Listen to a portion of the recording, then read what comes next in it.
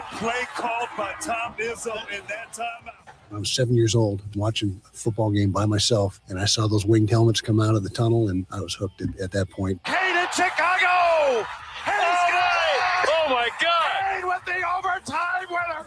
Jameer Gibbs to the end zone. Touchdown, Detroit Lions. You can't cover that man one-on-one. You just can't do it. He drives, lobs to JD for a jam. You play real good, you start. You don't play as good, you work your way back in. It's the American way, except America has gotten soft. But that is the American way. That's the way it works. This is the 6'6" Kane Cunningham. Jameson Williams, he's got it! Touchdown, Lions.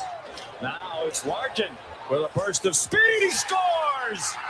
Gives the United States the lead for the first time tonight. Can we be very, very clear that on a Friday, as you get ready for a fun and enjoyable weekend, we want to try to put you in a better mood than what the Tigers have done to you as of late? We hope we can do that. Oh, man. Can't be much. We'd be tough to do worse. Easy or hard? What do you think, Andy? Will that be easy or hard? I don't know, man. We're gonna divert some attention away from the Tigers. We'll talk about it for sure. Welcome everybody. Glad you're with us on X's and Bros Monday through Friday, 6 until 9 throughout the great state of Michigan, and streaming live on YouTube, X, and on Facebook. We welcome your comments there in the chat. We welcome your texts at Sports Radio 21,000, and we welcome your phone calls on the Meyer Hotline 866-838-4843. I'm Matt Shepard. Andy McDonald is alongside. Coming up a little bit later on, the Six-Pack Friday. That's what we've got. We hope you're popping open a six-pack at some point as you head toward your fun festivities this weekend. Andy, what do you got on tap for us this weekend? You doing anything special? Yeah, I've got my future brother-in-law. They're getting married in like a month. Future brother-in-law. Yeah, so that means he's marrying your sister. Marrying my sister up in like a month. So going up to his bachelor party this weekend. It's in Traverse City, so I'm pretty excited about it. If you can imagine, if he's anything like me, he golfs a lot, which he does. So we've gotten along pretty well because of that. So yeah, I'm excited to go up there and play this weekend a couple of the courses up there. So you like him? Yes, he gets the stamp of Andy approval. Your sister can marry him. Yes, he definitely does. How long they've been dating? Guy. How long they've been dating? It's honestly, I think like it's bad that I don't know the amount of years, but it's basically it's been since high school. They had like a breakup, like in the they had like a little breakup in the middle, but they've been going strong for at least 4 or 5 years now since then. So fair to say, high school sweethearts. Yes. Good. You don't find that very often anymore. I like that. Exactly. Yeah, you don't hear it a lot at all. That means they've gone through some trials and some tribulations, which is always helpful in a marriage and how you can deal with that. So yeah, so you're going up today after the show, okay? And what's on the agenda? You're going to play 9. You're going to play 18 right away. I would imagine you're going to play more golf this weekend. So yeah, I'm driving straight to the golf course after this. So playing 18 up there. It's called like Crown something. I don't know if you've ever heard of it before. It's like an $80 course. So not terrible. Anytime I hear like around that rate, I feel like up there usually pretty good when it's up north. So I'm excited for it. So yeah, we're doing that. We have an Airbnb. It's like, I don't know. I think it's like 10 minutes outside of downtown Traverse City. So that should be fun. I don't know how the plans are all gonna go as far as like after that. I know we're supposed to grill burgers and dogs and stuff like that tonight. Awesome. I don't know if we're like going downtown Traverse City or if we're just hanging out and like having a fire there because they have a fire pit at this place.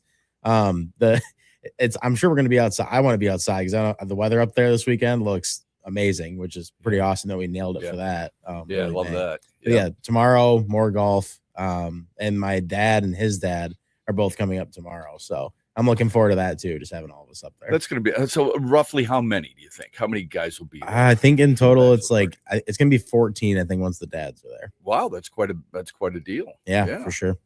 You know, it's always good to have the dads up there because oftentimes they splurge for things. Right?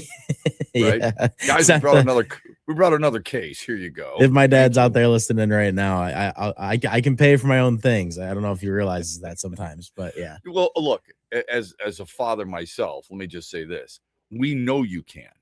It brings us more joy when we still do it. No, that's so exactly it. You work hard. You work hard for Wood TV. You work hard on your podcast. You work hard on this show, and you do a great job. But sometimes dads just like to say, you know what? This is Mecca for me. I want to be here for my kids, and I want to do it. I've got all my kids are professionals. My daughter and I went and played 9 holes yesterday. That's awesome. I'm playing golf with my son tomorrow. Oftentimes, last weekend, played golf with 2 of my sons, and I paid for lunch. It brings you joy. So let your dad do it, because it's not a knock on you. It's just a way that he takes great pleasure in being the father of you. So that's going to be awesome. So congratulations to your sister and your future brother-in-law. Had to pass, the dad test, but if he passes the brother test, that's a big deal. Yeah, for sure. That's a really important. They've got. It's a huge month of June coming up with it. This weekend, and then they're actually getting their first house together 11 days before the wedding. So they have a holy cow. Yeah, all right. They've been looking for a long time too. So I'm really happy for them. It's been like really hard for them to find a place. So it's cool. Where? When will they get married? It's the 29th of June. 29th. I believe it's a Sunday. Whatever the Sunday is, it's the 28th to the 29th. Yeah, that's going to be a party. That's a Saturday, I believe, right? It's a Saturday. It's a Sunday, actually, but yeah. Oh, it's a Sunday. Yeah, yep. Prices of weddings, man. It's expensive, so they're doing it on a Sunday. So they're getting married on a Sunday. You might have to take Monday off. Take Monday the 30th off. We'll figure that out. Yeah, I might have to. We'll see if Brett Hayes can help me out. I would expect you to. I would expect you to. That's important to note. Thank you for that. Sure. Because Monday, the 30th, we're going to be broadcasting live from Watermark in Grand Rapids. All right, because there's a big golf event out there. So we're going to be out there with our friend Mitch Lyons. Been to Watermark before? I have not, but I'm really looking forward. You're going to like it a lot. So we're going to be broadcasting live from there. And we're part of it's an autism. It's a golf outing to raise money for autistic causes. So I'm really excited for that. And I'm going to be playing with our friend Mitch Lyons, who joins us every Monday, 7:18 Mondays with Mitch Lyons Wealth, who's got our poll question as well. The poll question today, the Dan Campbell, Jared Goff combination, is it top 5 NFL? Is it top 10 in the league, top 15 in football, or below? There's a reason we asked that question. So we will get to that coming up a little bit later on in the program. In case you missed it yesterday, let's start with basketball this time. I know the Pistons aren't playing. Wish they were. But San Antonio, and we said this yesterday, this is almost like an NBA script when you have 2 really good teams. Game 6, San Antonio at home, I said no problem. Shouldn't be a problem for the Spurs. And they blew them out, 118-91. They hold the Thunder to 37% shooting. They outboarded them by 10. Victor Wembanyama, who actually did talk to the media afterwards this time, looked like a completely different player. Guy makes as much money as he does. He shows up at the game the way he did is very interesting. But, hey, to each his own, right? Wembanyama had 28 points and 10 rebounds. It forces a Game 7 that everybody loves, right? Game 7, we loved it too, until we saw Cleveland do what they did to the Pistons. Usually we equivalent Game 7s with tight battles, right? Not always the case, unfortunately, for Pistons fans. Anyway, so there you go. San Antonio forces the Game 7, and that'll take place tomorrow night. Carolina can finish off Montreal and win the East with a home knockout tonight. The Canes have won 3 in a row. They host the Habs tonight, and they've outscored Montreal during this 3-game stretch, 10 goals to 4. Meanwhile, Canada shut out the U.S. 4-0 in the quarterfinals of the World Hockey Championships in Switzerland. Hockey World lost a member of their family yesterday. 4-time Stanley Cup champion Claude Lemieux has died at the age of 60. We will talk about that a little bit later on because, as I tweeted out yesterday, we remember March 26, 1997 and the fight that took place at Joe Louis Arena, but with Darren McCarty and Claude Lemieux.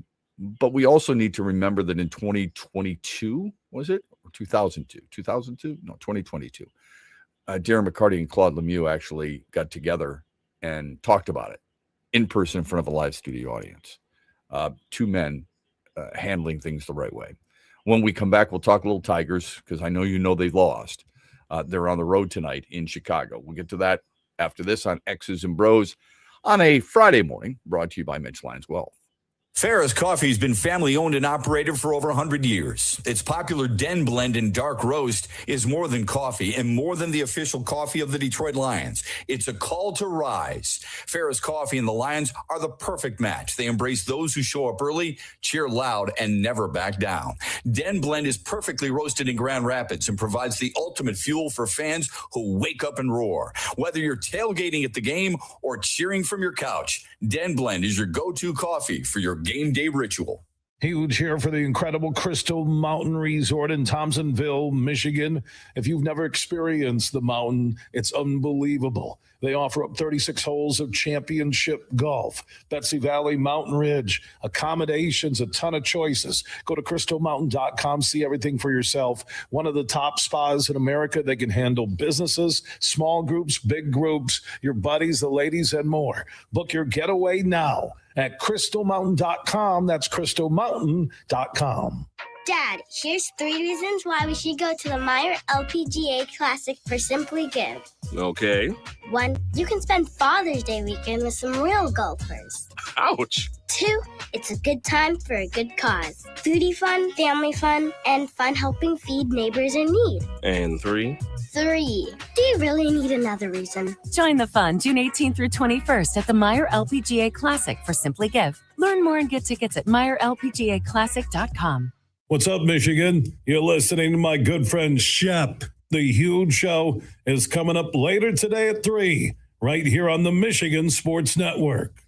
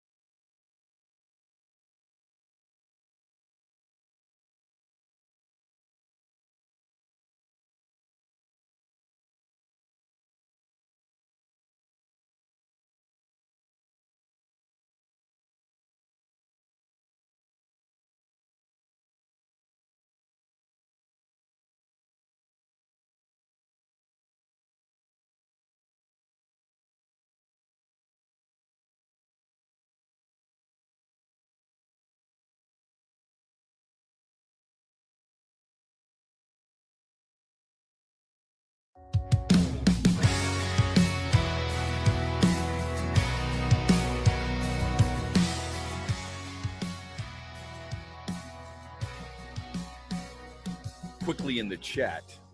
Let's see. Bob says, to get me in a better mood. This is how we started the show. Somehow or someone needs to get fired on the Detroit Tigers. They are the joke of Major League Baseball. What would that solve? Let's say Chris Ilitch came out and just said, you know what, I've had it. Scott Harris is out. And you promote, Ryan Garco, who's in charge of player development. And you look for a general manager or a new president of baseball ops, excuse me. How does that help the situation right now? If you fired AJ Hinch right now and you promoted George Lombard, the bench coach, for the rest of the season, how would that help your situation? I don't think it would, based off like the players they have on their team and the relationship they have with both those guys. It seems like it's very good, but yeah. Here's the concern that I'm sure Bob and others have. Scott Harris is in charge of your draft. And your draft in baseball, unlike other sports, is in the middle of your season. It happens during the All-Star break. It happens in July, and it's kind of strange. But that's the way they do it, because baseball, you can't wait till the end of the season because guys are starting to prepare for college again, all right, and high school. Yep. So you can't do it at the end of the season. You can't do it at the beginning of the season because, again, college players are in the middle of their season or at the start of their season. And high school players haven't begun their year yet. So you can't do that. So it has to take place during the summer. So it's kind of unique. It's the only league that I can think of that has their draft while their season is taking place. And then you can immediately join your team, much like the NHL does. The NHL, you can join your team. Your team gets eliminated from the NCAAs, and boom, Macklin Celebrini's playing for San Jose. All right. And he scored last night, by the way, in Switzerland against the U.S. in the 4-0 win. So I get the frustration and the desire for change, Bob. I think you're right about that. So there has to be something that changes. Yeah, that's what where I that was. is. That's where I was going to go with that. I was going to say, Bob, he's looking for change. Someone, you would think at some point this summer, if it keeps up this bad with how the expectations they have, like something's going to happen, right? Like somebody's going to get, like maybe fired or some kind of change or something. I mean, at least players change. But I would ask you, who would it be? Yeah, I don't know. That's where I like this. I know. We have to know. I get what you mean. So Scott, I don't know the answer to this. I'm trying to make sure you don't think that I'm proposing this, but is 4 years enough for Scott Harris?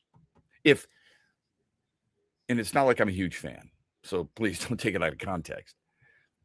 But his team's made the playoffs each of the last 2 years. Yeah, I wouldn't fire him yet. I think that's unfair. But yeah, if you changed managers right now, after you just signed him to a contract extension last year, by the way, if you changed managers, what do you do there? I like AJ Hinch, so I'm not going to get asking that either. Well, it's not whether you like him or not. You want change. You can't change the players. Who else is in line to be removed? And actually, in baseball, in this situation, you can remove the players. You can trade guys. That's DFA guys. That's what I would like to see more. Yeah, you can turn your roster over. Who do you support or trust? It's probably a better word, to turn the roster over. I think that's where Bob's going. He's saying, look, I want to turn this roster over. Do I trust Scott Harris to do that? How can the Tigers or anybody who supports them ask Bob or anybody like Bob to trust them when they haven't been able to move on from Jahmai Jones, when they keep bringing back Zach Short, when they believe certain players, Wenzel Perez, is going to get better? How can you trust them? It's a trust issue. As I say to my kids on a relentless basis while they were growing up, trust is an easy thing to lose and a really hard thing to gain.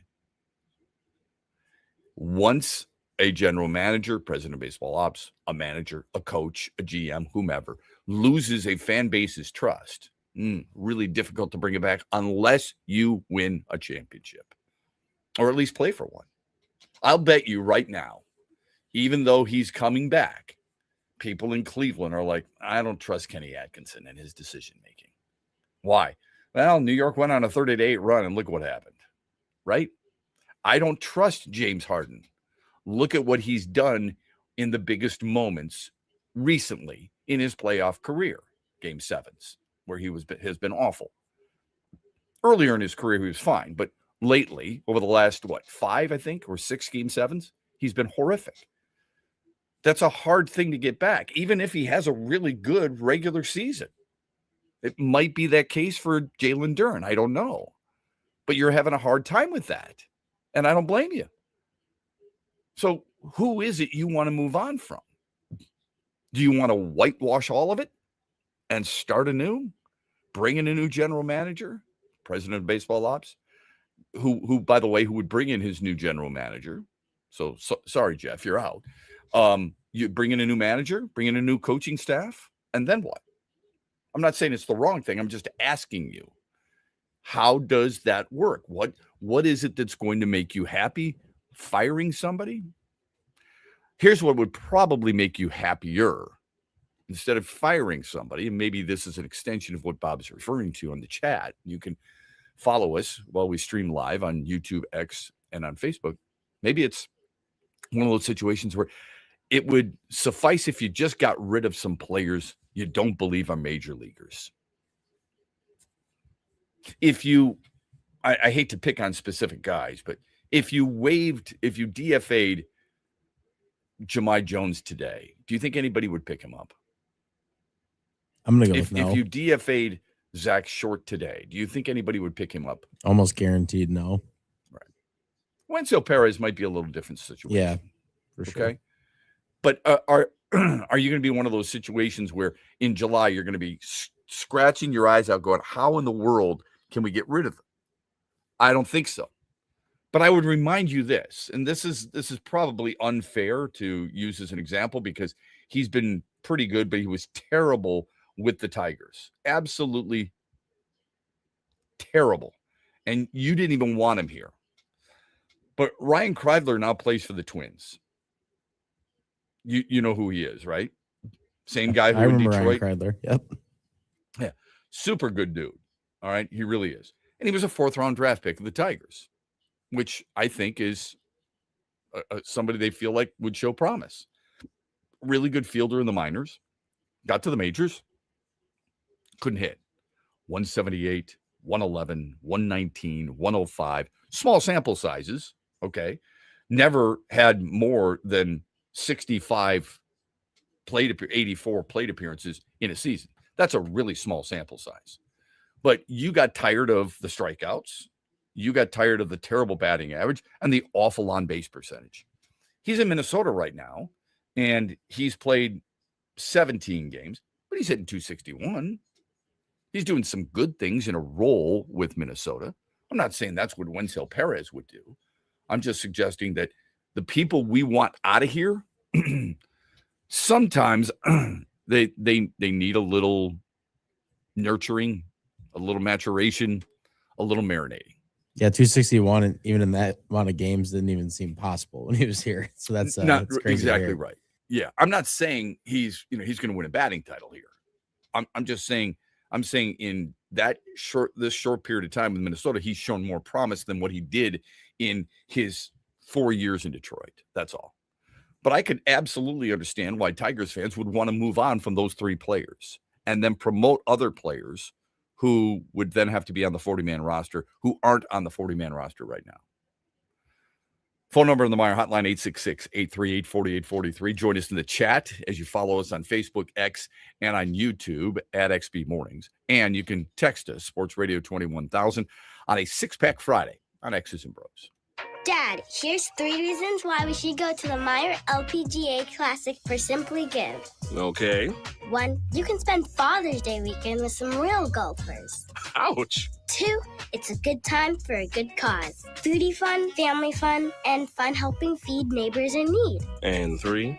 3, do you really need another reason? Join the fun June 18th through 21st at the Meyer LPGA Classic for Simply Give. Learn more and get tickets at MeyerLPGAClassic.com.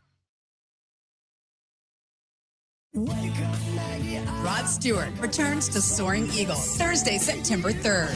The Soaring Eagle Summer Outdoor Concert Series with special guest Richard Marx.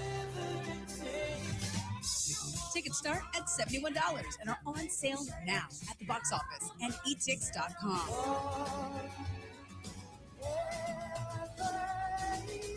One last time, Rod Stewart with Richard Marx, September 3rd. SoaringEagleCasino.com. Farrah's Coffee has been family owned and operated for over 100 years. Its popular Den Blend and Dark Roast is more than coffee and more than the official coffee of the Detroit Lions. It's a call to rise. Farrah's Coffee and the Lions are the perfect match. They embrace those who show up early, cheer loud, and never back down. Den Blend is perfectly roasted in Grand Rapids and provides the ultimate fuel for fans who wake up and roar. Whether you're tailgating at the game or cheering from your couch, Den Blend is your go-to coffee for your game day ritual. Where are you watching the Tigers this year? Superfly Hayes here for Detroit Sportsnet. Sign up like the Huge Show did with the Detroit Sportsnet Tigers Wings package. Subscription info at tigers.com and MLB.com.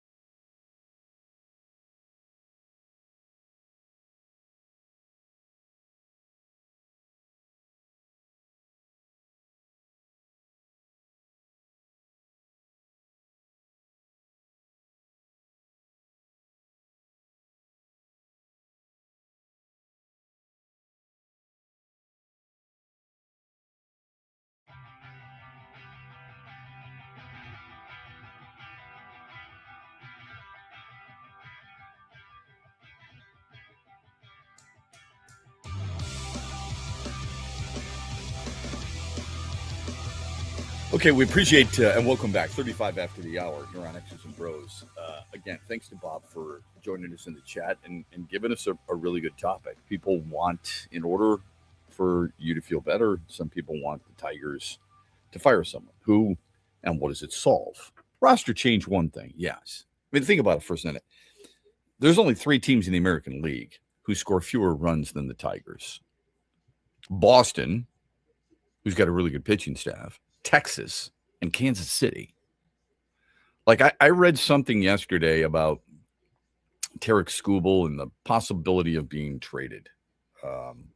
Mark Feinstein of MLB.com wrote an article where he talked with executives, and these executives are, of course, anonymous. So it always makes you wonder just a little bit. I mean, that's what a lot of people feel about the media these days, and I understand why. You know, is it real? Reminding everybody, look, I mean, Detroit's 10.5 back of in the division. I keep hearing people say there's a long way to go. It's still early. They've played only a third of the season. Okay. So they played 57 games. My immediate response to them, and I'm sure Andy will talk about that this weekend a little bit. I mean, at some point while he's on one of his many golf outings, and he's up there for the bachelor party with his future brother-in-law, they're going to talk about the Tigers. Oh, it'll come up today. Guarantee it. There's no doubt about it. I mean, it's, you know what? Andy didn't get it past the ladies' tees. Shotgun a beer, and let's talk about the Tigers. We're getting a little out of hand now, at some point. At some point. Andy, have another stogie. No, thank you. I'll throw up in the weeds over here as I look for my ball. But here's what's going to happen. This is quite the image ask Andy. They're going to ask Andy about the Tigers and what do you do? And Andy's going to say to them, look, they're 10.5 back. Do you feel like you have to win the division in order for you to make the playoffs? I know that sounds stupid. That sounds crazy. You're going, oh my God, come on, give me a break. I would just remind you, there's one team, not even one team now because of last night, that has a winning record in the AL West. Nobody's got a winning record. Seattle leads the division. They're a game under 500. Okay. There are 2 teams in your division that have a winning record. And that is Chicago, who won last night, and Cleveland. I know it's unbelievable about Chicago. There are 2 teams in the American League East, Tampa and the Yankees, who have winning records. In other words, 4 teams of the 15 in the American League have winning records. That's it. So why would you think you can't do it? Well, I would argue they can't do it because they haven't proven it this year that they can do it. Do you think people in Kansas City should be saying anything different?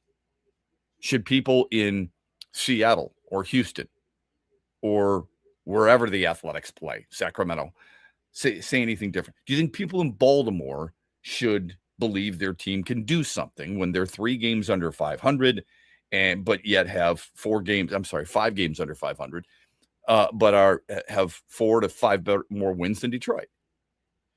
The American League isn't very good. Baseball in general, to be honest with you, isn't very good. So, I mean, that's the thing that many people are talking about. There's a long way to go. Come on, man. You got a sample size of 57 games? You think you know what that team is? Yeah, I do. After 57 games. We're almost at 60 games. So at some point, you're going to look at other people who are getting ready to tee it up and say, how many games is enough for you to recognize? I don't want to get hyperbolic and suggest that after 1 week, 2 weeks, maybe even a month, that you know what's going on in Major League Baseball because so many things can change. Just don't fool yourself in thinking that all these guys coming back or all these injuries are the reason for this team's losses. That's not true at all. Your everyday guys, or some of your everyday guys, are not performing the way they're supposed to. That's the reason you're not very good. Jack Flaherty hasn't been very good, although it wasn't necessarily his fault yesterday. Kenley Jansen, now on the IL, has not been very good. Will Vest has not been very good. These are guys you're going to rely on every day. Spencer Torkelson hasn't been very good. Wencel Perez has not been very good. Zach McKinstry has not been very good. These are guys you were relying on. There's a reason, Scott, you can't tell me that Scott Harris's comment during the offseason that just because it's the same lineup doesn't mean it's going to have the same results, doesn't frustrate you, and then sit there and say, well, these guys, they deserve the benefit of the doubt. You were pissed off at that comment because you thought that comment was wrong. You're being proven right that his comment was wrong because the lineup is the same and the lineup is performing poorly, similar to the way it did at the end of last year. So baseball is going to be a topic of conversation for sure.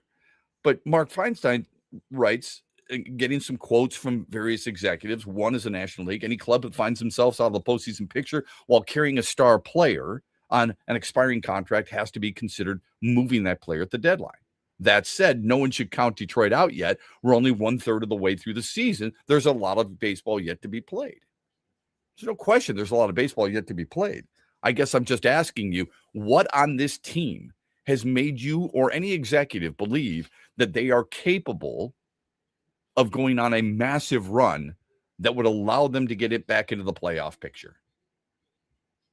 They need a 13-game winning streak to reach 500. Now, if they reached 500, you would be 4.5 games back. And then you'd be in striking distance. You would have to win 13 straight games to get there. This is a team that hasn't won a series since May 3rd. This is a team that has lost 7 consecutive series. This is a team that continues to find different ways to lose. They've lost 18 of their last 22 games. And we have people out there, even people in baseball, who are trying to convince you that it's still early.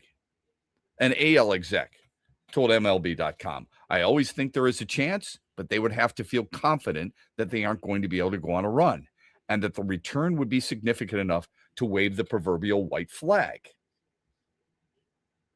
And another AL executive tells him, there's a chance the Tigers will trade Skubal this summer, but I don't think it's probable. Another AL executive, I always think there's a chance, but they would have to feel confident they're going to be able to go on a run. That's strange to me.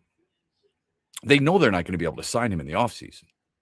The only reason you hold on to him is because you think you're going to be able to go on some massive run with this team. Who on this team can carry a team offensively? Who on this team can close games out at the end of a win, or what you hope will be a win? We haven't recognized that yet. We get texts. Riley Green, I defended him yesterday with his clutch statistics. Wasn't clutch again yesterday. Spencer Torkelson, bases loaded, doesn't come through. We can love on Kevin McGonigal, and we can continue to do that on a regular basis. It seems like that's what we fall back to on a regular basis, over and over and over again. And I'll take him every single day of the week. 0 for 4 yesterday. He's going to have those days. I don't expect him to get multiple hit games every single day. But I can't expect a 21-year-old rookie to carry my team either. He needs help. So that's what you have. At some point, the back of your baseball card is who you are. And at some point during a season, your numbers tell the story. You can decide on when you think that season or that part of the season is. Cole Keith's a 292 hitter. Do you believe he is? I think he's a guy who can hit 280 or better. I think he can definitely hit that average. Kevin McGonigal's batting 291. Is he who that is? He sure seems like it. He's a rookie, but yeah, it seems like it. Dylan Dingler's numbers are falling. It's hard to be a catcher in Major League Baseball. Your first optic, your first goal is to do what? Catch a win. And that's first and foremost. The pitching staff. Okay? That's first and foremost. But when you look at a box score and you see a guy who is batting 231, then you start to get concerned a little bit. Yeah, especially where he was at too. It definitely especially where he was at. And he went 0 for 3 again last night. Okay. Riley Green batting 300. Spencer Torkelson batting 200. Zach McKinstry batting 165. Matt Vierling batting 210. Wenzel Perez batting 175. Jake Rogers batting 146. Rogers maybe a little bit of a pass because why? He's a backup catcher. Yeah, he doesn't play a lot. And that's a really hard thing to do. Because, I mean, yesterday you got Dylan Dingler off his feet, right? But that's what happens. This is the situation you're living with right now. Do you think, and again, we'll give Rogers a bit of a pass because he's a career 200 hitter. You're not expecting anything more than that, right? My hope is that you understand that's who he is. He's never had more than 365 at-bats during a season, but even that season he batted 220. He's a defensive player first and foremost. That's it. He is Austin Hedges. Okay? Who's a defensive player, and he's a guy who he'll never be viewed as an offensive threat. But he's made a nice career out of it. He's played 12 years in Major League Baseball, but he's a 186 career lifetime hitter. So he's more of a defensive guy than anything else. That's who Jake Rogers is. Which of those numbers do you think are lying to you right now?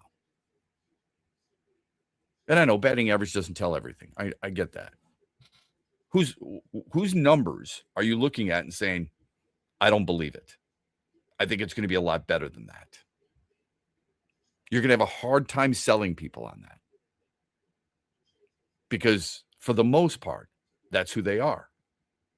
I got taken to task last year when I said something about Zach McKinstry. And I think some of it has to do with the fact that, Chippewa, for the most part, homegrown kid, right? Because he's from Fort Wayne, Indiana. So not but close enough. All right. We'll call him a Michigander. But I said he's last year. That's great that he won a Silver Slugger and was an all-star. But he's never been that guy. So I don't expect him to be.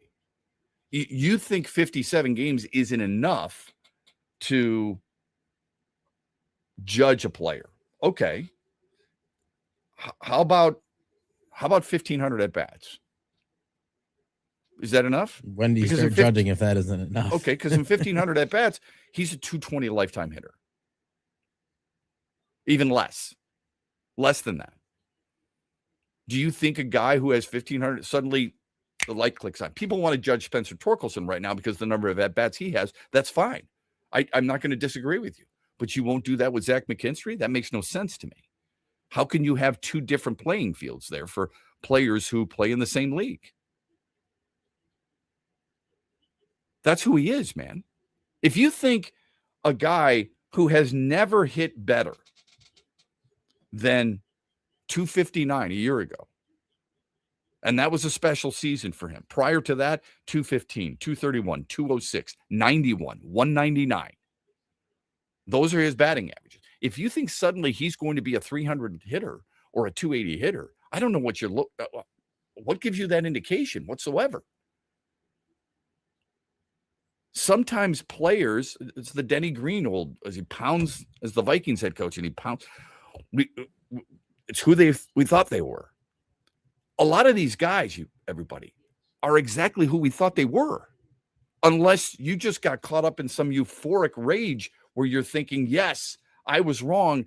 These guys are so much better than I ever thought. They have turned the corner, and they are the exception to rule. Every one of these guys is exception to the rule? I think not. I think a lot of people fell in love with a lot of these players as fans because of the run they had at the end of that season and the way they started the next year. I just think that people kind of overlooked how they're eventually probably going to, come back to some kind of normalcy at some point because they were so good for that period of time that I feel like it kind of, at that time they had a lot of the same names, right? On those teams. And I feel like people would just still kind of look back at that and think that they're going to get back to that and forget about what happened at the end of last year. Yeah, because people, like I said, got in that euphoric rage Exactly. where they were all excited. Like, that's what I'm saying. So it's just like you got to temper your expectations sometimes. But if you lost sight of that, or if you chose to go against the grain in that regard, people would call you a hater. Exactly. Yep. All right. Oh, I was on this stance plenty of times with my friends, as we always talking about conversations you have with people. Like a lot of my friends would always be like, you just always got to find a way to be negative, but it's like, no, but there's some bit of realisticness to it too. Like these guys aren't, this isn't the best lineup in the MLB. Like sure, maybe they played like it for 70 games, but I mean, teams get hot. It's contagious, but eventually people figured them out, and it seems to, be more than normal now. Well, there's that old cliche: water finds its level, and that's that's what it is. Again, they've lost 7 straight series, 6 to sub 500 teams. I keep saying that I didn't think they'd be this bad, but I can say that as much as I want. They might just be this bad. I mean, I don't know. Yeah. Like they've lost 9 of their last 10 series, Andy. How many teams during that 10 series? How many teams have winning records? I bet almost none of them. 3. Okay, 3. And here's who they are. Cleveland, which we in this town, in this state, don't want to believe. I guess Cleveland's okay. You guess they are. Like, who the hell do you think you are? I have to remind myself of that because I'm not sold on Cleveland. So then and they're 8 games over 500.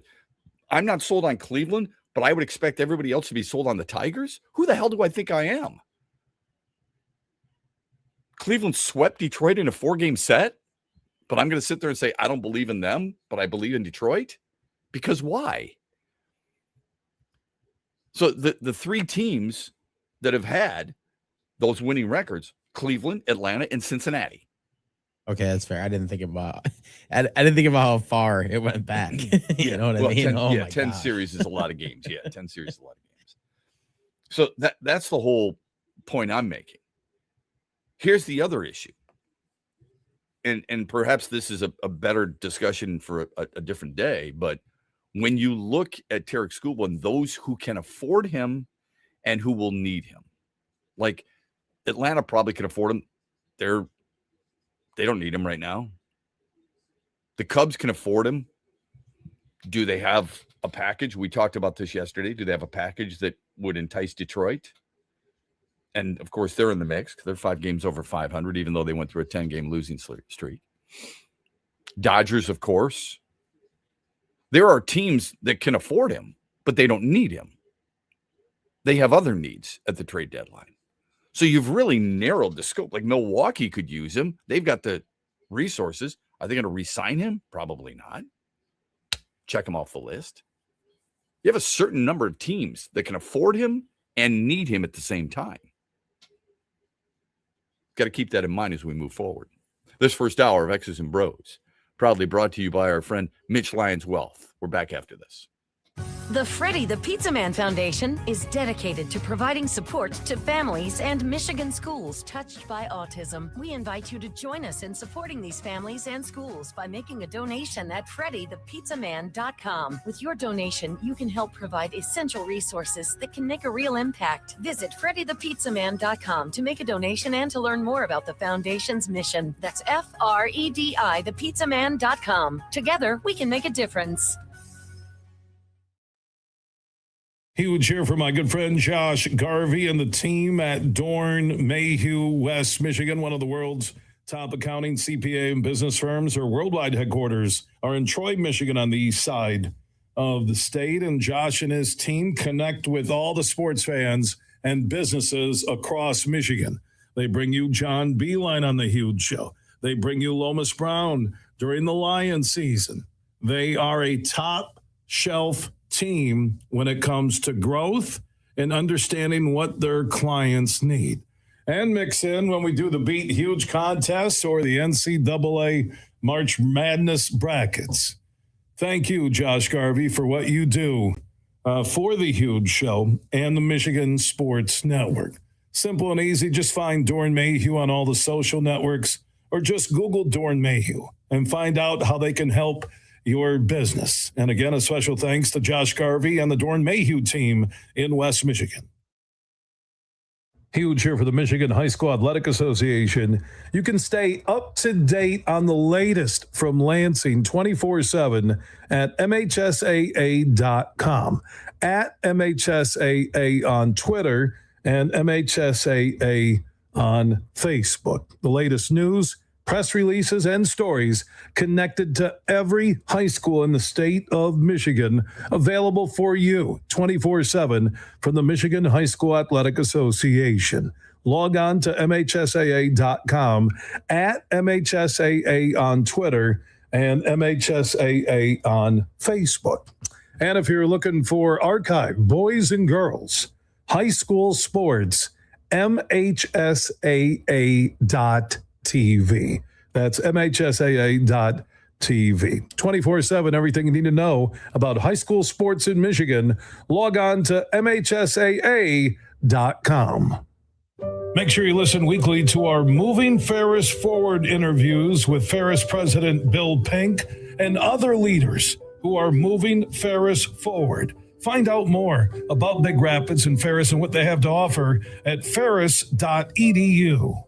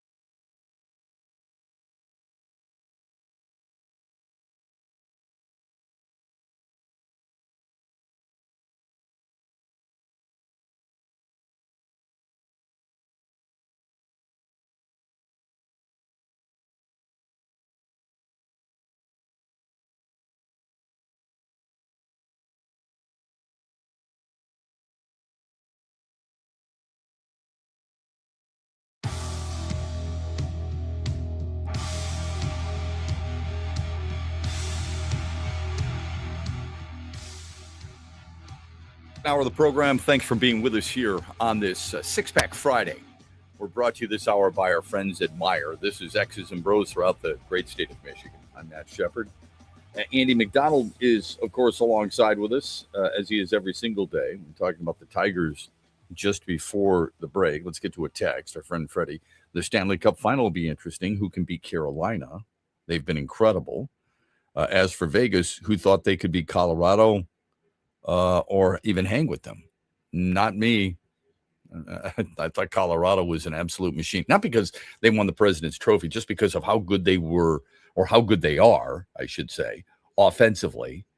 And I sure didn't think that, Vegas, as hard on the puck as they play, I just did not think it was possible. I mean, we looked at a Colorado team that, led the league in so many different categories.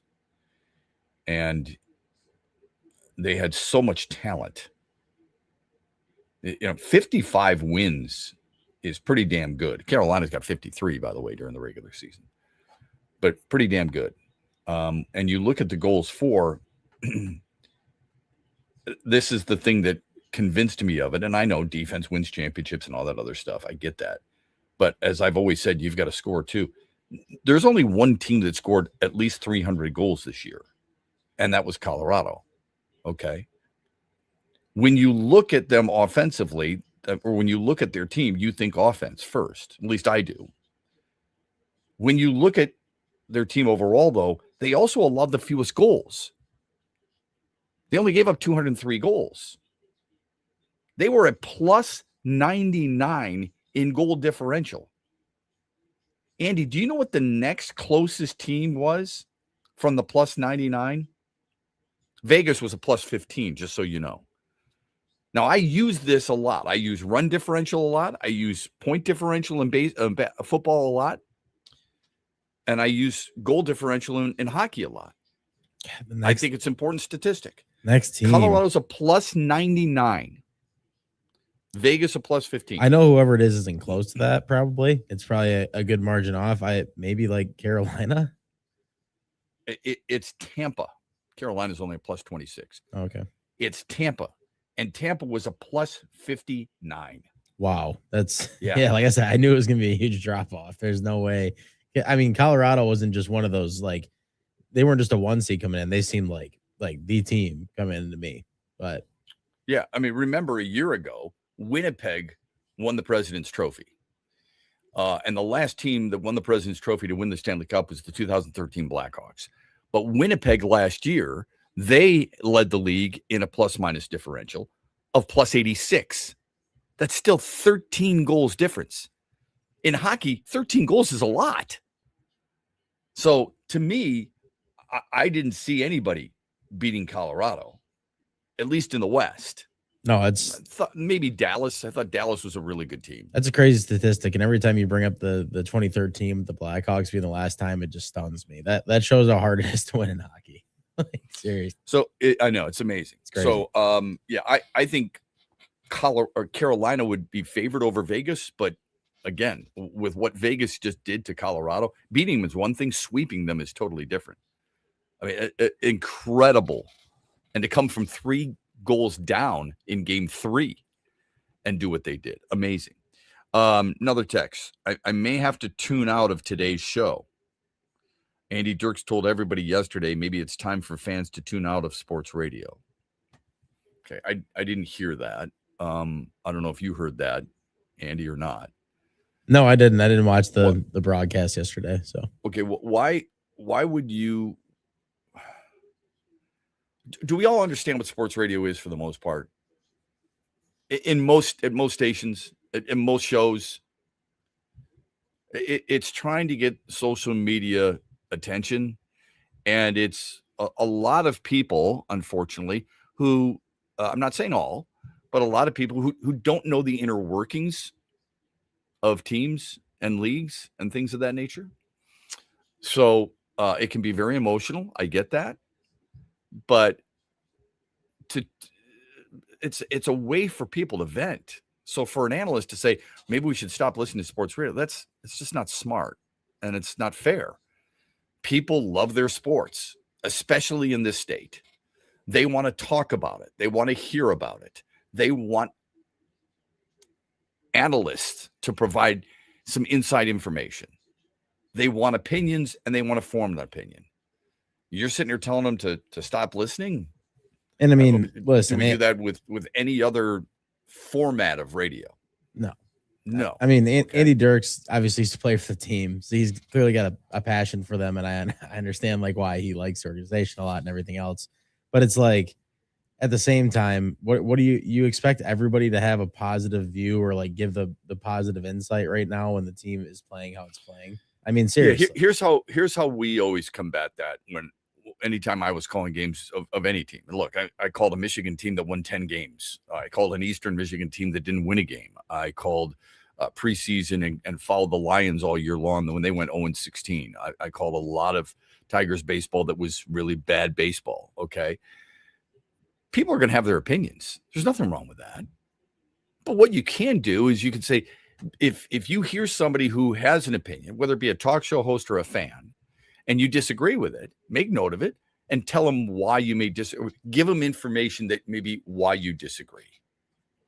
I think that's fair. And it's kind of like my tweet the other day. People are always wanting the next best thing. I want a new guy. I want change. Okay. Be careful, because Gage Workman, viewed as a guy who should have been called up after hitting well over 300 in the minors, having an OPS of over 1,000, and now getting to the majors and struggling.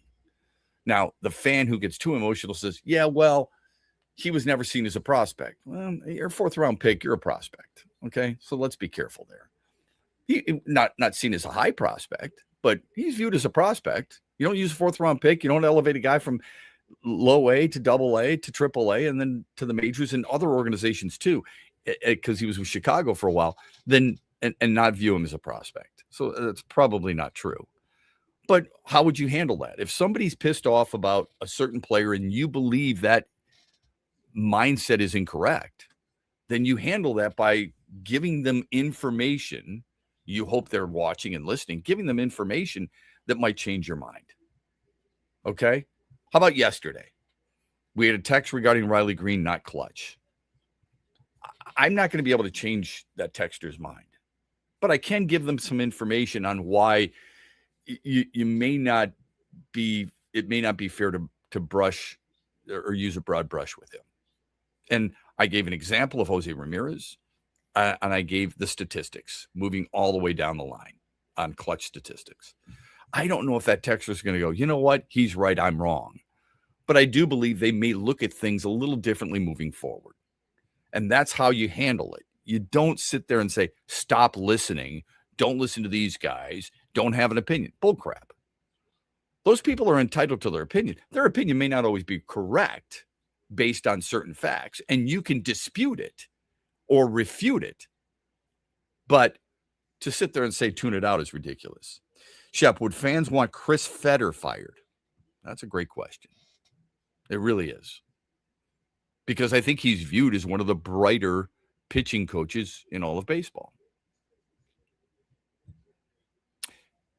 I saw this statistic yesterday. The Tigers have allowed 7 runs or more 16 times this year. 7 runs or more, because yesterday was a 7-1 final. 16 times. That's 5th most in Major League Baseball. The Tigers have scored 7 runs or more only 7 times. That ranks dead last in baseball. So your pitching's a problem and your hitting's a problem. Oh, and by the way, the worst part of your team is its defense. Those are glaring. That's a hard thing to run from. We'll get to more texts coming up. You can always join us in the chat as you stream live on YouTube, X, and Facebook. We're glad you're with us on a Six Pack Friday. This is X's and Bros, brought to you by Meijer. Huge cheer for the Carmody brothers and all the Buffalo Wild Wings locations in Michigan. They have some huge deals happening every week. Buy one boneless wing, get one free every Thursday. They also have their bottomless appetizers. Groups can get bottomless apps starting at $9.99, and they also have the Pick 6 meal for two. Get 2 entrees, 2 sides, and 2 drinks starting at $19.99. That's happening at all Buffalo Wild Wings locations in Michigan. Huge deals every week. Mitch Lyons here, founder of Mitch Lyons Wealth, where we create your best game plan to protect, grow, and win retirement. I'm here with Tiger legend Kirk Gibson, who we are proud to support and partner with on the newly opened Kirk Gibson Center for Parkinson's Wellness. Thanks, Mitch. We appreciate your support, and we are excited to have recently opened the center in Farmington Hills. It provides exercise therapy and educational programs that are helping the Parkinson's community, just like Mitch Lyons Wealth helps improve the quality for their clients' retirements. This center helps improve the quality of life for people with Parkinson's. And Gibby, the best part of all is that access to the center is available to the Parkinson's community free of charge, right? That's right, absolutely free of charge for people with Parkinson's and their care partners. You hit a couple of the most famous home runs in Major League history, Gibby, but I feel that your greatest hit will be the positive impact the Kirk Gibson Center is making in the fight against Parkinson's. Mitch, since my diagnosis, I get up every day and focus on winning that day. This center encourages others to do the same. Awesome, Gibby. To learn more, go to kirkgibsoncenter.org.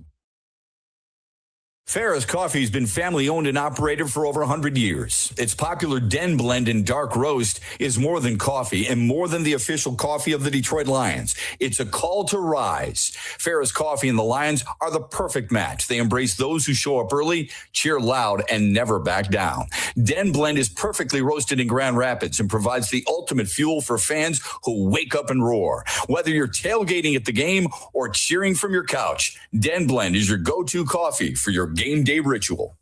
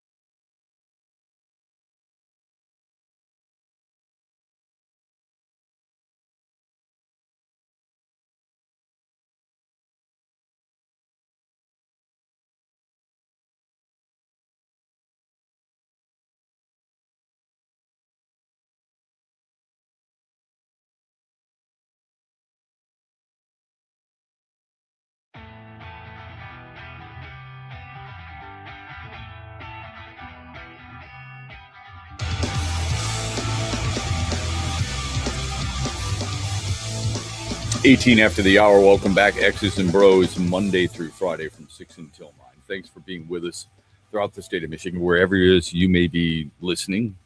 Maybe you're in Grand Rapids on WMAX 96.1 FM, The Game that serves Kalamazoo and Holland and some of those great areas there. In Cadillac, WKAD, The Ticket 93.7 FM. In Petoskey and Charlevoix, which is where Andy is headed, up there near that area. For the bachelor party, MBN 104.7 FM, The Ticket, Northern Michigan. In Lansing, WVFN AM, the 7:30 a.m. The Game.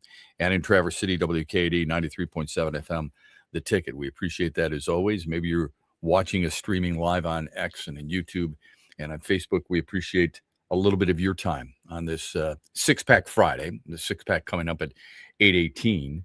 Let me get to a little bit more of a text here, and then we'll move on because I've got an issue with a CBS sports column. And one of my favorite things is to see how people like to redraft after a couple of years in the NFL. We'll get to that. Shep, if anyone should get fired, that's the Tigers' social media people for trolling fans when they once asked fans to buy those green seats behind home plate. Yeah, it's not a good look. It feels like the franchise is getting very defensive. It feels like they are. Look, I mean, they're social media people. They have to pay attention to social media, don't they? That's their job. Okay. So, but when your team is failing, and blanking up on a regular basis, especially when they were touted as the division favorite. I was told by anybody who would listen that this team was going to be a challenger, that this team was going to be really good, that the final pieces were in, right? You wanted another arm in the bullpen, you got it in Kenley Jansen. You wanted a guy who could get swing and miss. You got it in Drew Anderson because he did it in the Korean baseball organization. I don't know if you're aware of that. You wanted another legitimate starter. You got it in Framber Valdez. You wanted another right-handed bat. You wanted another offensive weapon. We were told this. So you've raised the expectations, and I'm glad you have. You should. You made the playoffs the last 2 years. That raises the expectations. This is all great stuff. This is what you want. This is what teams should thrive at. But when you fail, do you not expect people to voice their frustrations, whether it be on radio, whether it be on TV, or whether it be on social media? And social media is the most convenient because not everybody's got a radio show. Not everybody has a column. Not everybody has a TV show. Where do you expect fans, other than booing at Comerica Park, where do you expect them to show their frustration? And I would ask you this. Some fans can be unrealistic. Okay, I want a national championship every year from Michigan State basketball. Probably not going to happen. I want a Michigan football season that gives me a chance to play for a national championship every year. Probably not going to happen. I expect the Lions to win the division every year. Not going to happen. Okay, love it. Love all those things to happen, but probably not. So some are unrealistic. If you want to be realistic, though, I think it was realistic to think the Tigers were going to win the division. And I'm not saying they're not. I'm just telling you, as of right now, they have been arguably the biggest disappointment in Major League Baseball. Everybody could come to that conclusion. Is that fair, or am I being unfair? Based on what they did in the offseason, even though I didn't think it was enough, even based on what they told us out loud and in private, they have failed so far. So far. That's an important part of the conversation because it's not over yet. Where do you expect people to be upset? Where should they voice their opinions? Should they keep quiet until game 80? At game 81, when you're halfway through the season, if you were 10 and a half games back like they are right now, if you were 13 games under 500. Is that okay then? Well, if they were in first place and they were 10 games ahead, they love them to be talking about them because they'd be talking about them in such a good way and they would get every comment they want. So what do they expect? I mean, you're going to get this end of it when you're this bad. I mean, I don't know what you expect people to do. What do you expect them to do? Yep. Well done. That's so smart. And that's so true. You can't have it both ways, man. You had to have known. If you hear people booing at the ballpark and you have representatives of your organization sitting in different parts of the ballpark, they hear what fans are talking about too. If you saw all that and heard all that, did you not expect something similar to that on social media? I would think so. Thanks for the text. We appreciate it as always. And you can join us streaming live as well if you'd like. CBS Sports came out with redrafting the 2023 draft. Now, I've been really consistent with this. I don't think you can judge a draft class after 1 year. 2 years, I'm starting to get there. 3 years for sure. So, for example, I'm not judging the Tyleik Williams-led draft class of a year ago. We get a glimpse of certain guys we think are pretty good. Tate Ratledge, Isaac Tesla. Other guys, you're like, you know what? I'm going to give them the benefit of the doubt. At least that's how I feel for last year. 2 years ago, the Lions draft has been underwhelming, but I don't think I've come to a concrete conclusion on Terrion Arnold. I still think he's going to be a starting cornerback for the Lions. Am I as confident that he's going to be a legitimate one, like I said going into last year? No, I am not. But I don't believe he's a bust either. 3 years deep, it's different. You've got 2 full seasons, for the most part, of a player on what he's been able to prove. So, when we look at the 2023 NFL draft, okay, and you look at what the Lions did that year, and I think most people would agree, you know, Brad Holmes is, I know some people get a little upset at this. Brad Holmes has done a really good job in certain spots, and perhaps, you know, people wish he would be better in other areas. But you can't deny the 2023 NFL draft. You may try, but you're not going to be successful. NFL writers for CBS Sports redrafted this. So the number 1 pick in the 2023 draft was Bryce Young. He had just won the Heisman Trophy at Alabama. So they made C.J. Stroud the number 1 pick and Bryce Young the number 2 pick. Fine. Here's where my debate comes in. At number 3, they had Houston taking Puka Nacua instead of Will Anderson.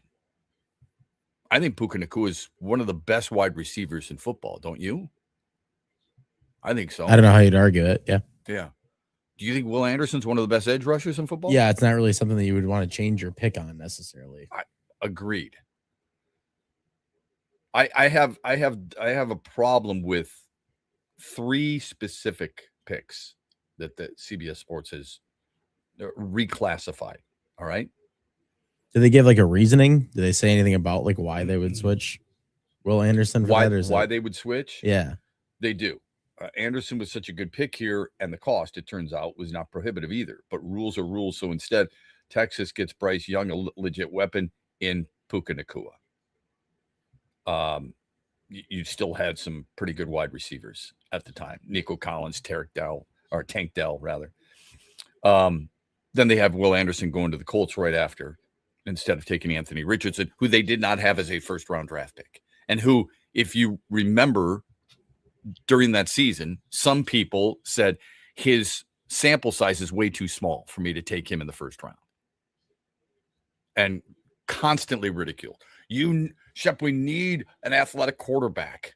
What is wrong with you? Are you kidding me? You need someone who can get outside the pocket. You need somebody who can run. Didn't have many starts under his belt, high school or college.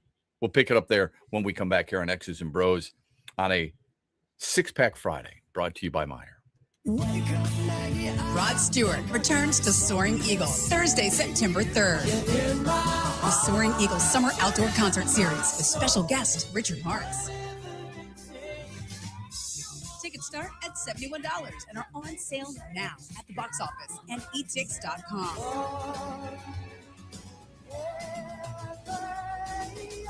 One last time, Rod Stewart with Richard Marks, September 3rd, SoaringEagleCasino.com.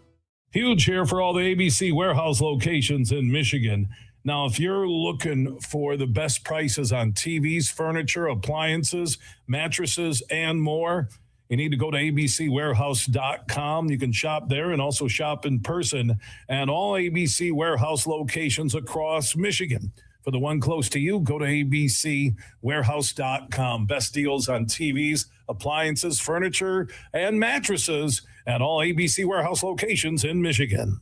Dad, here's 3 reasons why we should go to the Meyer LPGA Classic for Simply Give. Okay. 1, you can spend Father's Day weekend with some real golfers. Ouch. 2, it's a good time for a good cause. Foodie fun, family fun, and fun helping feed neighbors in need. And 3. 3, do you really need another reason? Join the fun June 18th through 21st at the Meyer LPGA Classic for Simply Give. Learn more and get tickets at MeyerLPGAClassic.com. Where are you watching the Tigers this year? Superfly Hayes here for Detroit Sports Net. Sign up like the Huge Show did with the Detroit Sports Net Tigers Wings package. Subscription info at tigers.com and MLB.com.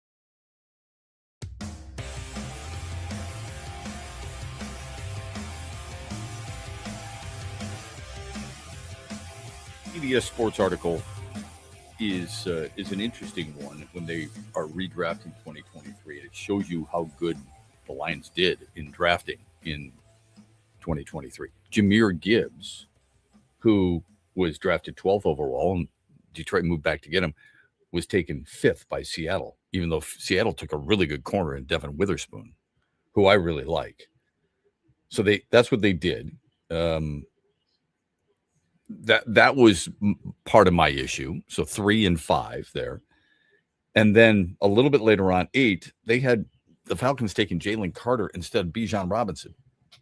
You're going to take Jahmyr Gibbs at 5, Bijan Robinson, who's as good, if not better, and you're going to draft him later than he was originally chosen? And they had him going just a couple of picks later to Chicago. I would have guessed you would have had him going higher than when he was originally drafted. In case you're wondering, they had the Lions at 12. Remember, they moved back. The Lions at 12 taking Devon Achane when they originally got Gibbs, which, he's a really good player too. You don't mind him. How did they think of Jack Campbell now? Well, Jack Campbell originally taken 18th. They had him moved up to 15 by the Jets, which surprised me a little bit because of how good Campbell has been, that he would only move up a few spots, but they still have him as a first-round pick. Sam Laporta, who was taken 34th overall, they had going to New England at 17. And then with the Lions at 18, they had them taking Byron Young from the Rams. So a few players that I had a little bit issue with.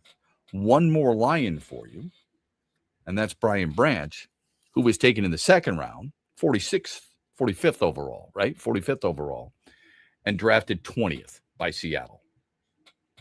That's how good that draft is. In the end, it ends up being 4 guys worthy of top 20 picks, and Detroit got them all. Nobody else can say that. That's how good that draft was. And I'm not saying that precludes him from any criticism whatsoever. That's not it at all. But it just kind of confirms what we've all thought all along. And knowing that they've picked up the 5th year with Gibbs and they will work on getting him a new contract. They have signed Jack Campbell to a new contract. And now it's whether it's Brian Branch or Sam Laporta and how you squeeze them in.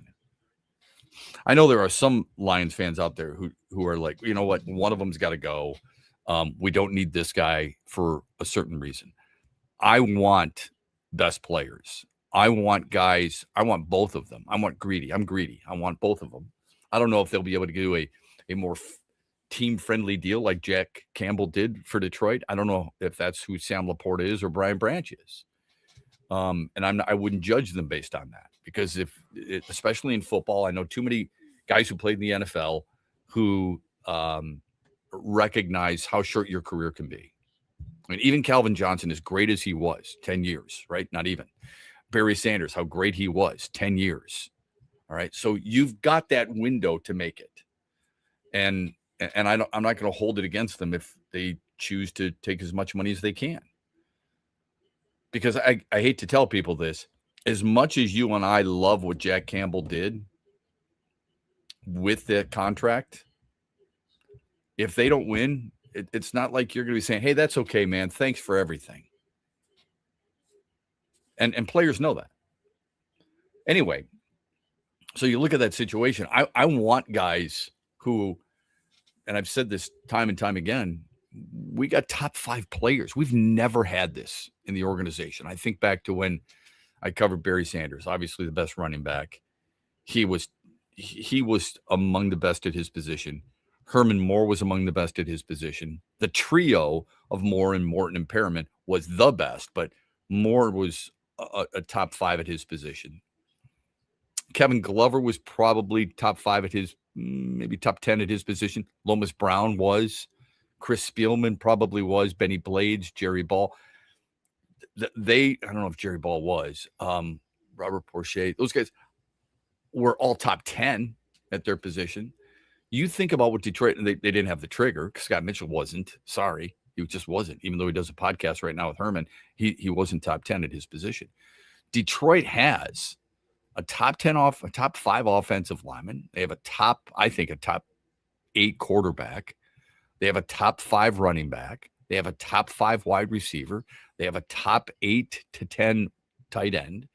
They have a top 8 to tight end safety. You could argue maybe 2. You have a top 5 linebacker. You have a top 5 to 6 edge rusher. You just don't find that very often. On one team, you just don't find it very often. So I'm hoping that they can keep those guys. And if they can't, and you got to move on, then you make sure you draft accordingly. I'm not going to diminish one position over another because I think all the players are really good. And I want them on my team. Speaking of really good players, I think the combo of Dan Campbell and Jared Goff is among the best. It's our Mitch Lyons Wealth Poll question of the day. We asked you, is it top 5? Is it top 10? Is it top 15? Or is it not reaching the top 15? And here's the reason we bring it up. Sports Illustrated, I tweeted this out yesterday. I put a copy of Sports Illustrated. And then I looked at where they had Detroit ranked in terms of quarterback head coach combination. They ranked all 32 teams. Who do you think would be last, Andy? Who would be the last combination of quarterback and head coach? Maybe not the coach's fault, but it'd be anybody with Geno Smith probably for me. Okay. You're probably pretty close there. It's Cleveland. So what they did is they ranked the coaches 1 through 32, head coaches, and then they ranked the quarterbacks 1 through 32. And then there's a combination. Cleveland, Monken was 32, Shedeur Sanders was 32. All right. Arizona, Mike LaFleur 30, Jacoby Brissett 31, which is a little surprising to me. Miami Dolphins, Jeff Hafley 31, Malik Willis 28. All the people who wanted Malik Willis. The New York Jets, Aaron Glenn 26, Geno Smith 29. So you're pretty close there, Andy. They go on. The Vegas Raiders are at 28 because Clint Kubiak and Fernando Mendoza. It's interesting they put Mendoza there, and not Kirk Cousins. Oh, yeah, true. Yeah. Carolina, Dave Canales and Bryce Young. They got Bryce Young ranked 30th. That's so. I'm thinking about that Las Vegas. That's kind of weird. Like they're ranked towards the bottom of this, but they haven't even got a chance to do anything together yet. I know. Yeah. Some of these are tough. I feel like on that. Yeah, I mean, it's the unknown. Yeah, right. I mean, you're not going to take certain coaches who haven't proven themselves, Clint Kubiak, your example of the Raiders, and put him over, Kevin Stefanski. I can put him over somebody who's actually proven something. No, it makes sense to me. Right? But, yeah. At number 26, they have the Saints, Kellen Moore and Tyler Shuck. Last year, they were 32, by the way. At 25, they have Tennessee. That's Robert Saleh and Cam Ward. Atlanta Falcons are at 24, Kevin Stefanski and Michael Penix Jr. They better hope he works out because they got him ranked 27th, which is a little surprising. Both those quarterbacks need to look a lot better this year. That's for sure. 23, they've got Indianapolis, Shane Steichen and Daniel Jones, which is, again, I think kind of interesting because Daniel Jones was through 8 games last year, one of the leading candidates for the MVP, right? 22, they've got Tampa, Todd Bowles and Baker Mayfield. Might be a little low for me. Pittsburgh at 21, Mike McCarthy and Aaron Rodgers. How they're ranked ahead that's insane. Of Tampa is really surprising. Absolutely crazy. Yeah.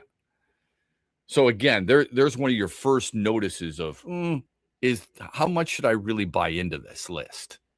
At 20, they've got the Vikings, Kevin O'Connell and Kyler Murray. All right. So there's the first team in the division. They're ranked 20th. I'm getting to a point here. I didn't think I was going to go through everyone, but why not? Here's Houston at number 19, DeMeco Ryans and C.J. Stroud. 3 years ago, C.J. Stroud was viewed as the heir apparent to Patrick Mahomes. And now they've got him ranked as the 19th quarterback. 18, Washington, Dan Quinn and Jalen Daniels. The bloom off that rose quickly faded, didn't it? From 2 years ago to last year, look at how quickly things changed. Last year, they were ranked 8th. This year, 18. Dallas at 17, More because of Schottenheimer than Prescott. They've got Prescott at 8. Baltimore at 16.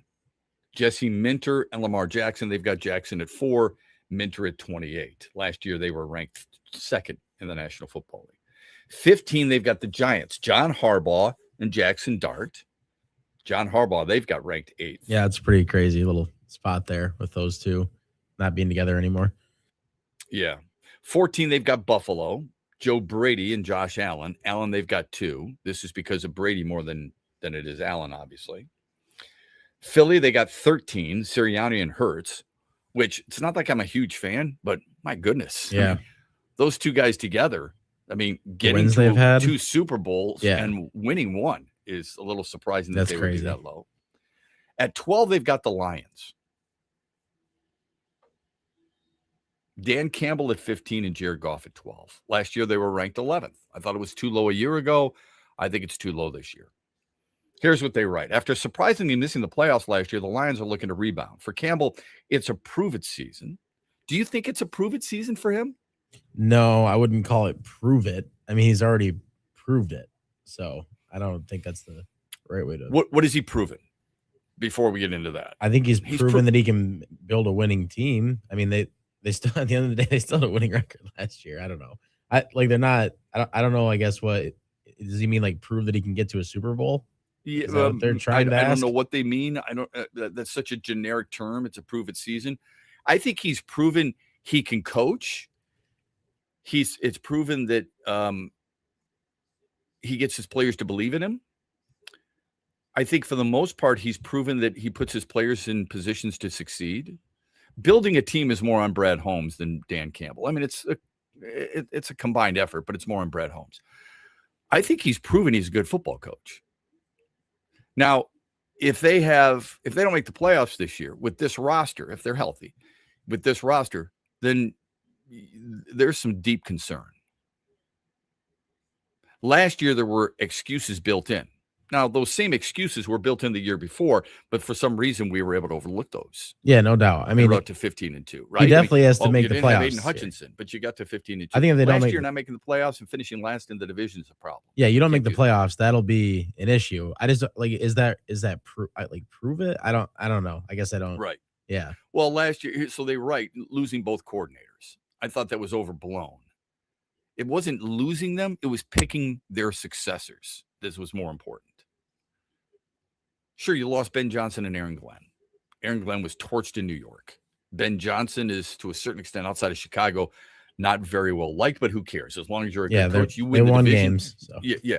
They won games, and they won the division, and he deserves a lot of the accolades because of what a job he did. Caleb Williams, even though his numbers weren't great, that offense looked better. That team looked better in general. So I'm giving Ben Johnson full marks in that regard. It was who Dan Campbell chose to replace those guys. So John Morton obviously didn't work out. Otherwise, you don't take away his play calling power. And Kelvin Shepard, some may say the book is still out on him. But here's what they said. The offense ranked 5th in yards and points after being 2nd and 1st, respectively, under Johnson, while the defense remained mediocre, sitting at 18th. Goff continued putting up huge numbers, but saw certain numbers fall. There's room for the Lions to shoot up the rankings, but much depends on Campbell's ability to get something out of the defense. That's hoping safety Kirby Joseph and do-it-all defensive back Brian Branch can regain their star status. That doesn't have anything to do with Jared Goff. They've got Jared Goff at 12, and to me, that's way too low. Way too low. Now, I'm going to give you the teams that they have ranked above them. And I want you to tell me, as I say these teams, I want you to tell me if you think Detroit is above them or not. Okay? As soon as I say the team. Denver Broncos, Sean Payton and Bo Nix. No. You think Detroit is behind them? Oh, no, I meant yes, I think they're ahead of them. Okay, same here. Okay. Cincinnati at 10, Zach Taylor and Joe Burrow. That's close for me. I could go either way. Well, you're basing it strictly on Joe Burrow. Yep. I'm giving him the weight there. Yeah. Right. who in his first 3 games in his career really struggles to stay upright. Yep. I'm saying Detroit is better than that. I'm saying that the Lions combo is better than the Bengals combo. I get it. At Yeah. 10. Okay. At 9, the Bears with Ben Johnson and Caleb Williams. They have Caleb Williams at 11, better than Jared Goff. See, that's crazy because that wasn't why it still didn't feel like he was the main reason they won some of the games they won last year. That's nuts to me. That is asinine. They have Ben Johnson better than Dan Campbell, which I think is asinine. I want to say like Caleb Williams he's only been in the league for a couple of years. Maybe he does take a huge step forward this year with them, but we don't know. Well, that's a big maybe. Exactly. This is based on what they've done. We know right now, and that's crazy to put him ahead of Jared Goff right now. It's blasphemous is what it is. It's absolutely ridiculous. And Caleb Williams, just so people are aware, completed last year 58% of his passes. They've got Jacksonville, Liam Cohen and Trevor Lawrence ahead of Detroit at 8. Again, that's nuts. That's crazy. Seattle, Mike McDonald and Sam Darnold ahead of Detroit. Mike McDonald, maybe? Yeah, They just won I was a going to Super Bowl say, you together, can't man. hate on that right now. Okay, but I think that's where the floor is. Detroit get is it. at least 8th in my mind. So they've got Seattle ahead of them. They got San Francisco ahead of them. Kyle Shanahan, Brock Purdy. Would you take Brock Purdy or Jared Goff? They've got Purdy behind Goff. I'd take Goff. Yeah. I'd take Goff over Sam Darnold too, by the way. Yep. All right. They've got the Packers ahead of them in Matt LaFleur and Jordan Love. Jordan Love, who's barely above 500 in his career. I don't get it. I just don't understand. And what have they done in the playoffs to like, if you want to use that thing? Oh my God. Seriously.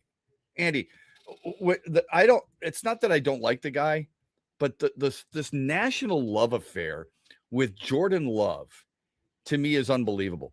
What's the most games he's ever won in his career? In a season? Yeah. I would guess like 12 or 13, probably. 9. That's insane. He's won 9 games in each of his last 3 years. That's what he's done. What's the highest passing percentage he's ever had? 66%. Yeah, I was going to guess like 62. So, and I know you can't always go by wins and losses. So they've got the Chargers at 4 with Jim Harbaugh and Justin Herbert, who's never won a playoff game, by the way. You've got New England at number 3 with Mike Vrabel and Drake May. At number 2, they've got the Rams with Sean McVay and Matthew Stafford. And with the Chiefs, they've got Andy Reid and Patrick Mahomes. I get the Chiefs. I get the Rams. May's only done it 1 year. I think New England's way too high. And I don't get the Chargers, quite honestly. I think it's a joke that they've got the Lions where they do. Your thoughts on it? Via the Meyer hotline, 866-838-4843, or you can text us or join us in the chat here on X's and Bros. Mitch Lyons here, founder of Mitch Lyons Wealth, where we create your best game plan to protect, grow, and win retirement. I'm here with Tiger legend Kirk Gibson, who we are proud to support and partner with on the newly opened Kirk Gibson Center for Parkinson's Wellness. Thanks, Mitch. We appreciate your support, and we are excited to have recently opened the center in Farmington Hills. It provides exercise therapy and educational programs that are helping the Parkinson's community, just like Mitch Lyons Wealth helps improve the quality for their clients' retirements. This center helps improve the quality of life for people with Parkinson's. And Gibby, the best part of all is that access to the center is available to the Parkinson's community free of charge, right? That's right, absolutely free of charge for people with Parkinson's and their care partners. You hit a couple of the most famous home runs in Major League history, Gibby, but I feel that your greatest hit will be the positive impact the Kirk Gibson Center is making in the fight against Parkinson's. Mitch, since my diagnosis, I get up every day and focus on winning that day. This center encourages others to do the same. Awesome, Gibby. To learn more, go to kirkgibsoncenter.org. Huge here for the Michigan High School Athletic Association. You can stay up to date on the latest from Lansing 24/7 at MHSAA.com, at MHSAA on Twitter, and MHSAA on Facebook. The latest news, press releases, and stories connected to every high school in the state of Michigan, available for you 24/7 from the Michigan High School Athletic Association. Log on to MHSAA.com, at MHSAA on Twitter, and MHSAA on Facebook. And if you're looking for archive, boys and girls, high school sports, MHSAA.TV. That's MHSAA.TV. 24/7, everything you need to know about high school sports in Michigan. Log on to MHSAA.com. Celebrate the soul of folk and Americana. The Lumineers Automatic World Tour comes to Soaring Eagle Casino and Resort Sunday night, July 19th, with special guest Josiah and the Bonnevilles, part of the Soaring Eagle Outdoor Summer Concert Series. Tickets start at $67 and are on sale now at the box office or online at etix.com. Showtime 8 p.m. See the Lumineers live with Josiah and the Bonnevilles, July 19th at Soaring Eagle Casino, SoaringEagleCasino.com. Where are you watching the Tigers this year? Superfly Hayes here for Detroit Sportsnet. Sign up like the Ute Show did with the Detroit Sportsnet Tigers Wings package. Subscription info at tigers.com and MLB.com. What's up, Michigan? You're listening to my good friend Shep. The Huge Show is coming up later today at 3, right here on the Michigan Sportsnet.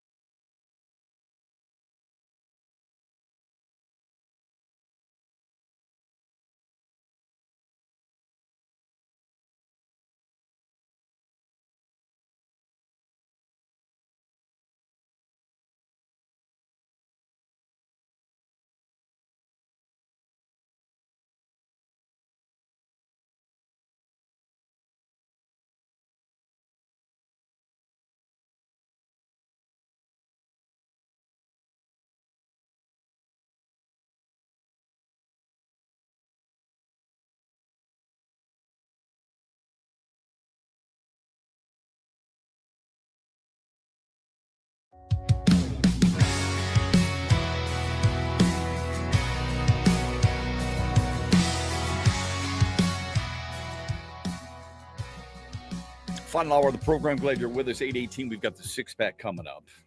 If I asked you which playoff team from a year ago, and this is, we'll do this again before the NFL season begins, but if I asked you which NFL team that made the playoffs last year won't make it this year, Green Bay, Buffalo, Pittsburgh, Chicago, Chargers, Broncos, Rams, Seahawks, Texans, Niners, Eagles, Jags, Patriots, Panthers, who would you say? Just initially. I'm only asking for one, and I think there's going to be more than one. Which team? Yeah, I've heard there'll be more than one too. But, and I mean, this is not like, I'm not, I promise you, I'm not a homer with these things, but I'm saying I'm going to call Chicago as the team that doesn't make it this year. That's the first team that comes to mind for you. Yep. Okay. I had Pittsburgh. I have super strong feelings about all the Hail Marys and some of the lucky plays they had at the end of the games last year, not turning the same way for them this year. Yeah. That's an interesting take only because of this. Were they lucky? Were they playmakers? Do you learn from that experience? Do you expect younger guys to get better? Colston Loveland, is he going to get better? Roma Dunze, is he going to get better? I mean, do you not expect guys to get even better than the way they were? Now, we've seen examples. We talked about C.J. Stroud earlier. That's not necessarily the case. Are you really going to have two teams from one division like Green Bay and Chicago make it? That's I think they can get better, but that's three from the West with the Rams, Seahawks, and Niners. That's the thing for me though, is their division. I think the Vikings could be better this year than they were a year ago too. I don't know if they're necessarily going to be a playoff team, but they could probably push for a couple more wins and maybe take one off their table. I think the Lions are going to be better this year than they were a year ago. So for sure, both of that is the main reason I think that, because I don't think Chicago was actually as good as they looked on paper last year is the only reason. They could definitely get better. I just think this division is so tough that, I mean, who really knows? But that's just the first team I think of. I don't know why. Yeah, we thought last year what was holding Minnesota back? The quarterback play, and they've addressed that. Did they address it with the right guy? The guy they got is better than the guy they had. Exactly. So it makes sense to have that line of thought, right? It's hard for me to buy into Carolina, but their division isn't great. It'd be them or Jacksonville for me next. That would be like the other two teams I was thinking of. But is that because Jacksonville you don't think is talented enough? You don't think they're good enough, or do you think they've had a lot of inconsistencies? They caught lightning in a bottle, or what? Yeah, a lot of inconsistencies since Trevor Lawrence has been there. I feel like they've had a good year and then they're bad again. I can just see it going back that way. And then obviously Carolina's division is just brutal. So maybe that was why they made it last year. I don't know. Yeah, I think people need to remember a couple of things. First of all, Jacksonville won 8 games in a row at the end of the year going into the playoffs. Texans won 9 in a row. In order for them to get there, and Jacksonville finished with 13 wins, Houston finished with 12. In order for those teams to get there, they needed a combination. The Colts were on top. They lost 7 straight.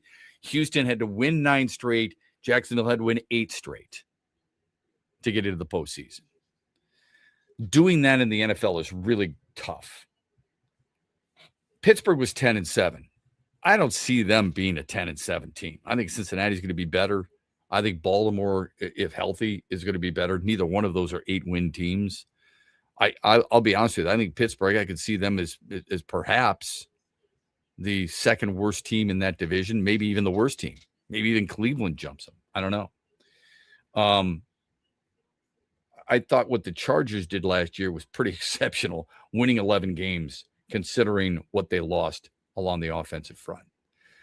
But the first team that jumped to my mind, for you, it's the Bears. For me, it was the Steelers. Let's get to some texts. Go ahead.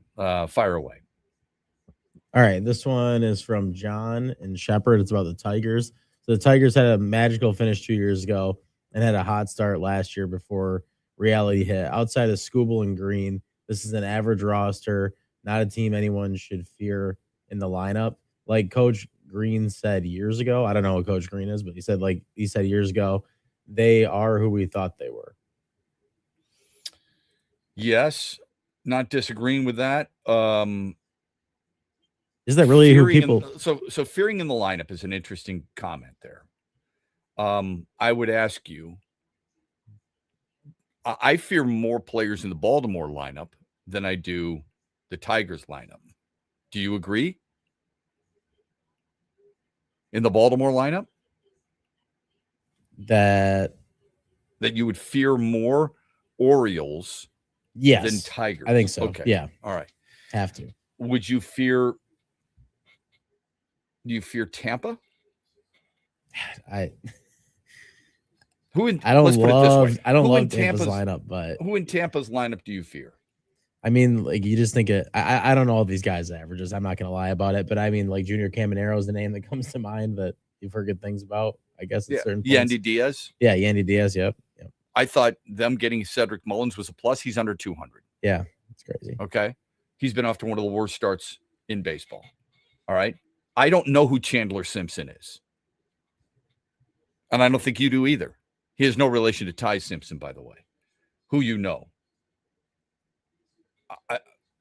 When we talk about fear in a lineup, I think it's, first of all, I think it's an astute point, because I think you fear might be a little strong. You respect Riley Green, yes.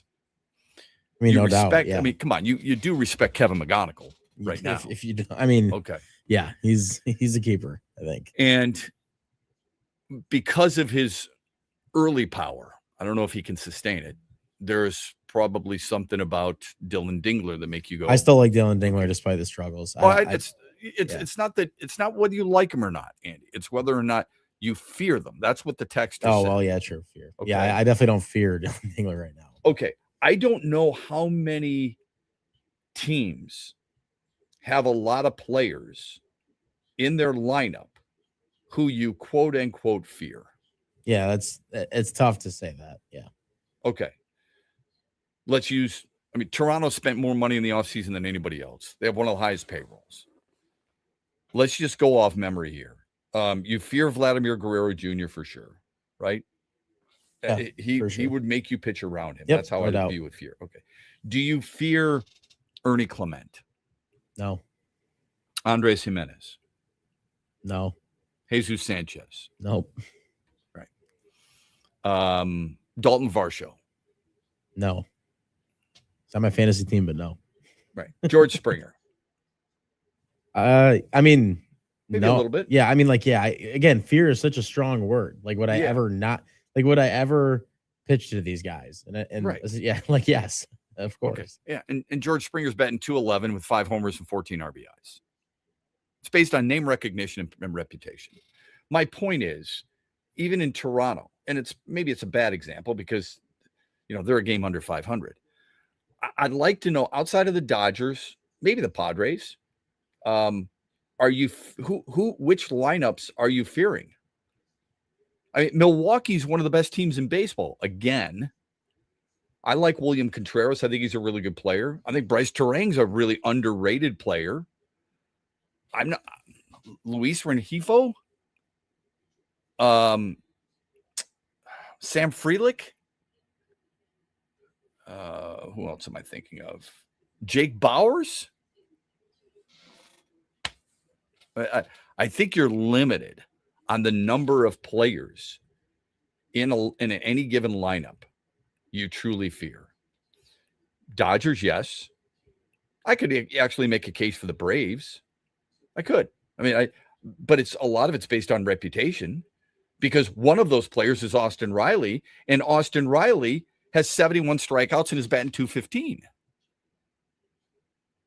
But you know who Austin Riley is. You know who Ozzie Albies is. You know Matt Olson.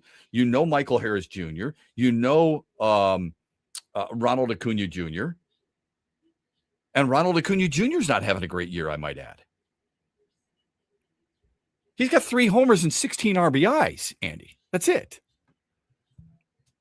There's not that many. That's a guy I would have feared. Like, that's 100%. For me too, 100%. And by the way, he's played a lot. These are not slanted to stats. He's played 43 games. So there are certain teams that have built up that reputation. The Tigers not one of them, but the Tigers aren't alone in that regard. The Six Pack on the other side here on X's and Bros. Stay with us. We're brought to you by Soaring Eagle Casino and Resort. In the den. Morning with Dan Dickerson. It's a new day to celebrate and be free. It's a new day full of action and excitement because it's a day for winning. Only at Soaring Eagle Casino and Resort. Soaring Eagle Casino and Resort, your getaway reimagined. After a slow start, Tigers pitcher Drew Anderson has quickly become one of the Tigers' most valuable pitchers. Anderson put up great numbers last year in Korea, but it took him a while to make the adjustment back to pitching to major league hitters after 4 years overseas. He had a tough time early throwing strikes, but now Drew Anderson is on a roll. In the last week, Anderson has made a spot start, shutting out Cleveland on 2 hits and 4 2/3 with 7 strikeouts. 4 days later, closed out a win in Baltimore with 2 shutout innings. 3 days after that, he threw 3 perfect innings in the middle innings, replacing Casey Mize, who had to leave with an injury. In his last 3 outings, Anderson has allowed no runs on 3 hits and 9 2/3 with 14 strikeouts. With all the injuries the Tigers have had, Drew Anderson is showing he can fill any role and dominate in all of them. Dad, here's 3 reasons why we should go to the Meyer LPGA Classic for Simply Give. Okay. 1, you can spend Father's Day weekend with some real golfers. Ouch. 2, it's a good time for a good cause. Foodie fun, family fun, and fun helping feed neighbors in need. And 3. 3, do you really need another reason? Join the fun June 18th through 21st at the Meyer LPGA Classic for Simply Give. Learn more and get tickets at MeyerLPGAClassic.com. Rod Stewart returns to Soaring Eagle Thursday, September 3rd. The Soaring Eagle Summer Outdoor Concert Series with special guest Richard Marks. Tickets start at $71 and are on sale now at the box office and etix.com.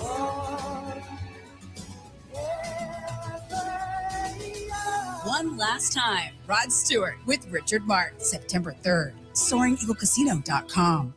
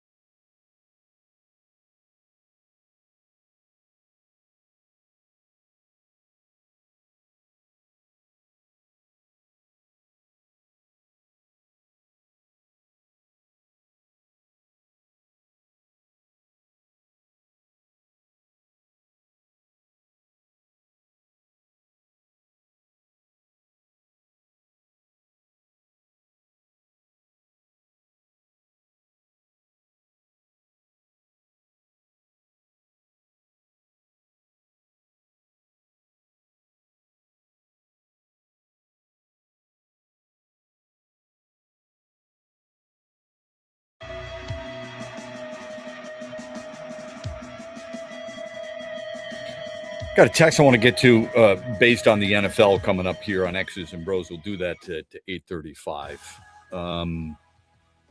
It's fun talking a little football for the first time in a while. I mean, and considering, we've been mired in baseball talk for a while. It's kind of refreshing. Let's get to the six-pack. It's brought to you by our friends at Garage Beer. Those are going to taste good this weekend. They're going to taste really good. Andy's headed toward a up north for, it's not just a golf outing, but it's a bachelor party. There'll be plenty of Garage Beer to be had. Oh yeah, they'll have no problem taking care of that. Sure. Enjoy it for sure. Let's get it started then, I guess. Yeah, let's get to the six-pack brought to you by Garage Beer. Fire away. All right, first one here I got for you. Last night I was actually at a comedy show. Who is your favorite comedian and why, or do you not like comedy? That's interesting. What comedy show did you go to? Just out of curiosity. Sam Talent is his name. He's been on Kill Tony. Is one of my favorite things to watch when it comes to comedy nowadays. He's been on that a couple of times. He's actually living here in Michigan now. But yeah, he was hilarious. I loved it. And it was at Dr. Gren's of the Bob here in Grand Rapids. Pretty small venue. It's kind of like my favorite way to do it is when it's those small venues. I've been to 3 of them. I have seen Kevin James, who was very funny. Saw Jerry Seinfeld, who was exceptionally funny. And I saw, and neither one of those guys swore. Okay.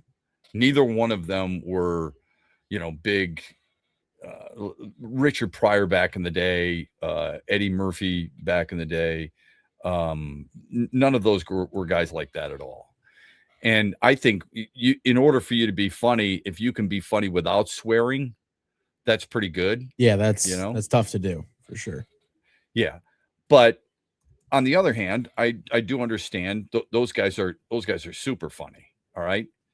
I also saw who did I see who is constantly swearing, but he's pretty damn funny. I like Nate Bargatze right now. That's who he's funny. Yeah. Yeah. Sure. So he's probably one of my favorites right now. And he doesn't swear that I can recall. But it's bothering me who I forgot. And he's a famous stand-up comic right now. And I can't figure out who the hell it was. It's going to drive me. Bill Burr. Okay. Bill Burr, okay. Right.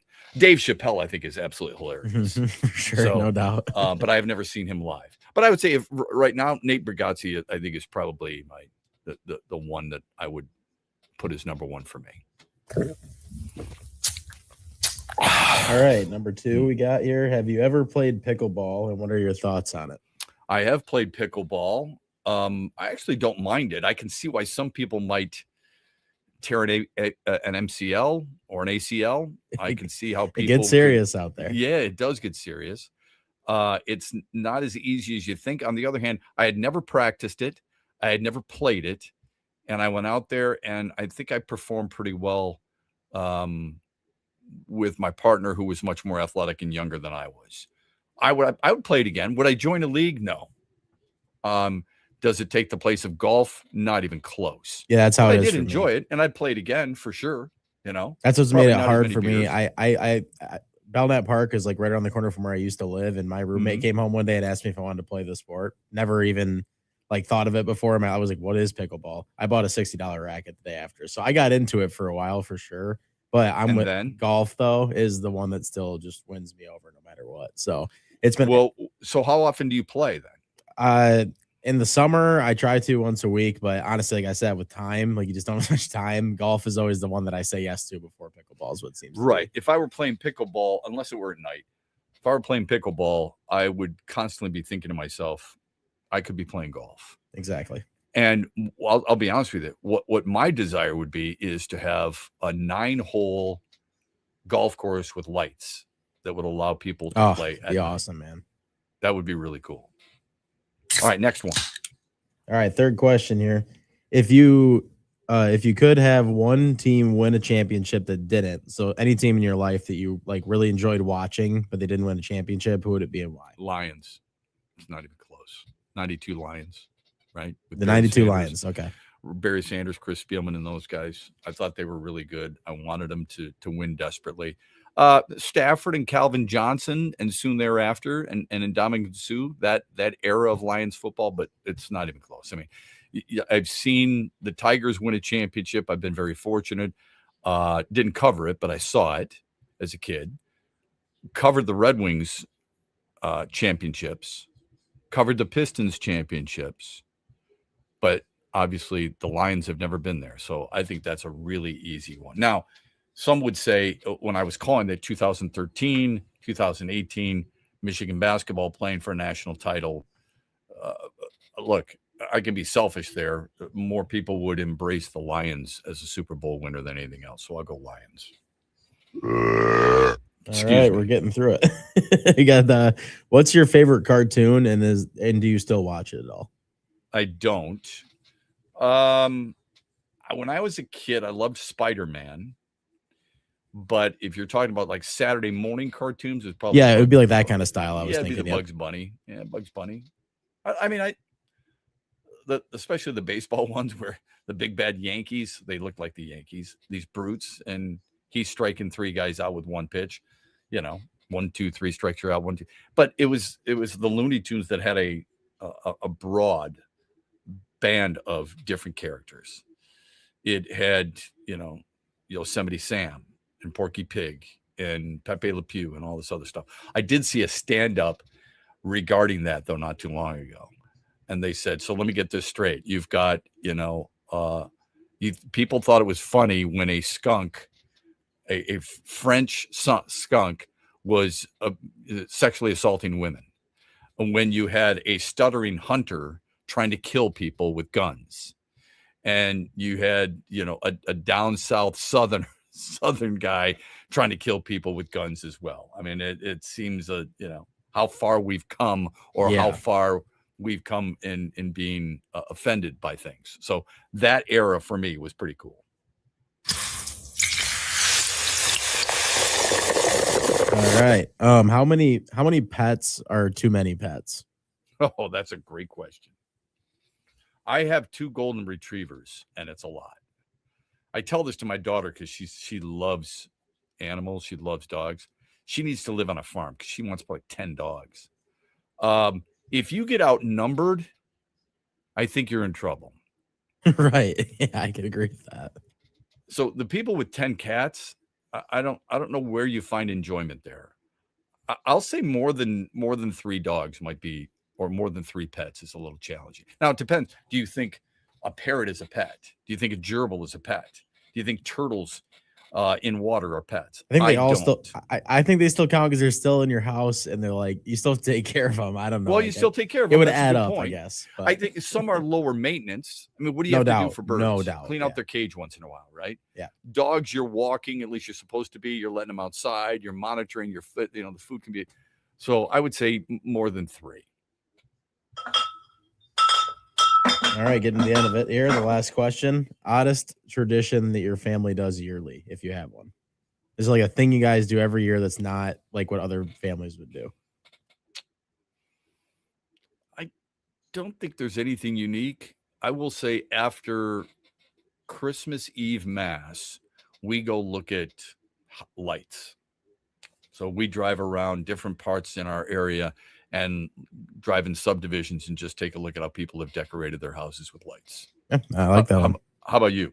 I mean, it's not like, I don't know, anything like crazy, but I feel like it's always like the one that we look the most forward to, I guess, is always around Thanksgiving time. We have some pretty close family friends that come into town around that time of the year, and we always go like bar hopping. And I don't know. I don't know if other people do that with like family friends every year and have that tradition with them, but that's like one of my favorite ones for sure. I love that. That's really cool. When we come back, we'll get to some texts, and we'll close out the show here on a 6-Pack Friday, brought to you by Garage Beer, and this hour brought to you by Soaring Eagle Casino and Resort. Dad, here's 3 reasons why we should go to the Meyer LPGA Classic for Simply Give. Okay. 1, you can spend Father's Day weekend with some real golfers. Ouch. 2, it's a good time for a good cause. Foodie fun, family fun, and fun helping feed neighbors in need. And 3. 3, do you really need another reason? Join the fun June 18th through 21st at the Meyer LPGA Classic for Simply Give. Learn more and get tickets at MeyerLPGAClassic.com. Huge here for the Michigan High School Athletic Association You can stay up to date on the latest from Lansing 24/7 at MHSAA.com, at MHSAA on Twitter, and MHSAA on Facebook. The latest news, press releases, and stories connected to every high school in the state of Michigan, available for you 24/7 from the Michigan High School Athletic Association. Log on to MHSAA.com, at MHSAA on Twitter, and MHSAA on Facebook. And if you're looking for archive boys and girls high school sports, MHSAA.TV. That's MHSAA.TV. 24/7, everything you need to know about high school sports in Michigan. Log on to MHSAA.com.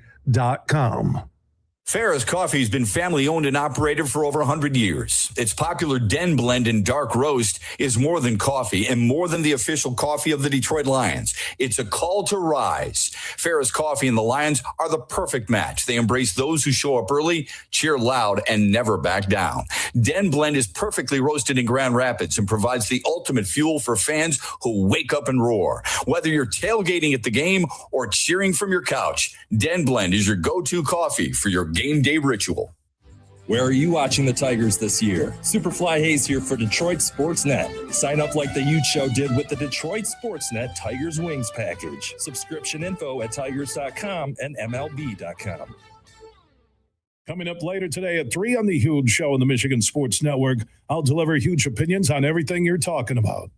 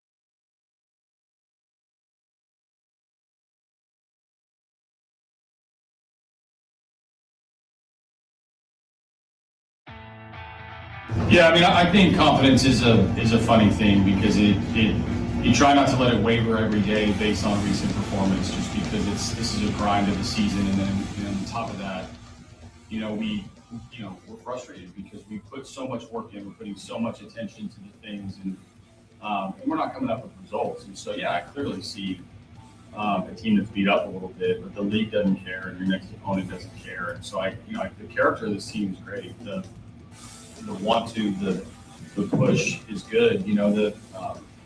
Going to get back up and compete. I mean, it is a difficult sport in general, and then on top of that, when you carry that burden of confidence or of trying to overcome something, you're just putting things in front of you that make it more difficult. That's AJ Hinch following his team 7-1 loss to the Angels, another series loss, 7 in a row, and now they hit the road. And you would think it might be a good idea that they hit the road. Sometimes teams are better when they're down, better on the road because it's an us versus them mentality. I don't know if that's always the case in baseball. I would think that would be a pretty good indication until you look at their record. When you look at their record, they have the fewest wins in the American League. Kansas City has 1 fewer. Kansas City has 7 road kills. Detroit has 8. That's it. So let's put that in perspective. If I say to you, Miami Marlins, what do you think? As in like bad or good? Yeah. Bad. Right. The Miami Marlins have more road wins than Detroit does, or as many, I should say, as many. So maybe he finds some solace. Maybe his team gets fixed going to Chicago for a 3-game weekend series. I don't know. Chicago White Sox have actually been playing pretty good baseball this year. They're 2 games over 500. They've won a couple of games, so we'll see what happens there. And we'll be monitoring it throughout the weekend. Just real quick, and then I'm going to get to a couple of texts real quick regarding the NFL. I don't know if you saw this. I read this in Bleacher Report the other day. Knicks NBA Finals tickets are the most expensive of all time. Oh, I was seeing that even a couple of weeks ago before they booked it. Some of the prices were outrageous for lower bowl. Game 3, because the first 2 games are going to be in the Western Conference. San Antonio blew out OKC last night. Maybe it'll be in San Antonio. The series is tied at 3. I would expect OKC to win Game 7. So we'll see what happens there. But they get games 1 and 2. Game 3 at Madison Square Garden. Ready? $3,876. Game 4 at Madison Square Garden. $3,609. In Game 6, if it goes that long, at Madison Square Garden, $5,022. Would you pay any of those prices? No. Knowing that this team has not won since 73? Nope. Okay. It doesn't matter. It doesn't matter. Since 1999. I'm not rich enough to think that way. But if even if my team was going to win it, you could guarantee it to me, and I don't know if I pay $5,000 for a ticket. To me, maybe the Super Bowl, if it was football, I would. I don't know. Maybe if it were Super Bowl, maybe. Via text, Shep, the Patriots will not make the playoffs this year. New Orleans will be the surprise team getting into the postseason, and I believe they will beat Detroit in Week 1. New Orleans is a call. That's a bold prediction. That's a very bold prediction. You got to really believe in Tyler Shuck there, and Kellen Moore. I think they're going to be an improved team. We'll have to wait and see. I don't think they're the best team in the NFC South. But they were better at the end of last year. They're going to have to do a major turnaround. Their point differential was a -77 last year. All right. If you put that in context, it is the third worst, in the NFC. The only teams with a worst scoring differential were the Arizona Cardinals and the Washington Commanders. And we know the issues there. The worst team in that was Tennessee at a minus 194, which another texter says last year, New England and Denver got very, very far with second-year quarterbacks. The other surprise team this year will be Tennessee and their second-year quarterback. They have a massive offensive line. They will run the ball into the playoffs. So I see New Orleans and Tennessee as the Lions from 2023, a young, hungry team. Now, let's be real. Tennessee and New Orleans both play in probably the weakest divisions in each of their conferences going into this year. That's what you will think. The problem with Tennessee is they got to get by a really good defense in Houston twice. I think the Colts, if they stay healthy, can do something similar to what they did in the first half, not make the playoffs necessarily, but be better. Jacksonville, look, I mean, they've got a lot of talent too on both sides of the ball. I just don't see that with Tennessee. I don't see them taking that big of a leap. They went 3-14. They have to do similar to what New England did 2 years ago to last year. And I don't think Tennessee has the talent to do that. But we'll see. We'll see what happens. Let's get to the final results of our poll question. We have a poll question for you every single day. And we simply ask you a Mitch Lanswealth poll question to participate as we tweeted out there at XB Mornings. Yesterday, we asked you which athlete resembles the city the most. Jack Campbell, because we talked about his contract extension, Cade Cunningham, Penny Sewell, or Dylan Larkin. Now, I haven't seen the results. Andy has. Jack Campbell could be based on timing. Cade Cunningham, because he's the best player, Penny Sewell probably, of the four nominees. I would guess Dylan Larkin would be dead last, just because he's only made the playoffs his rookie season, hasn't made it since, and his team has constantly failed in May.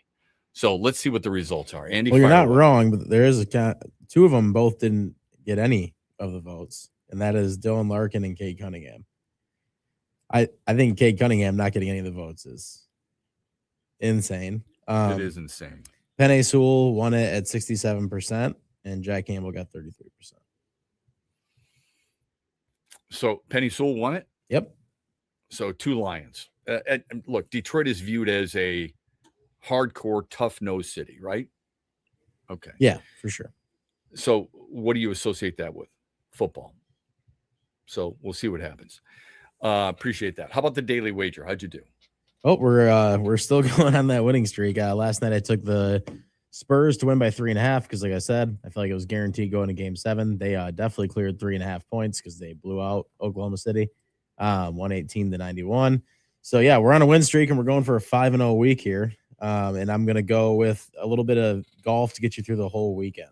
All right, let's hear the golf. I love hearing this. Okay? I mean, this because you're going to be playing up this north. This. Let me. The PGA Charles Schwab Challenge. Nothing compared to what'll be going down up in Traverse City this weekend for the bachelor party. They should have the cameras there, but they. You're won't, probably playing a better course than the Colonial Country Club in Fort Worth, Texas, too.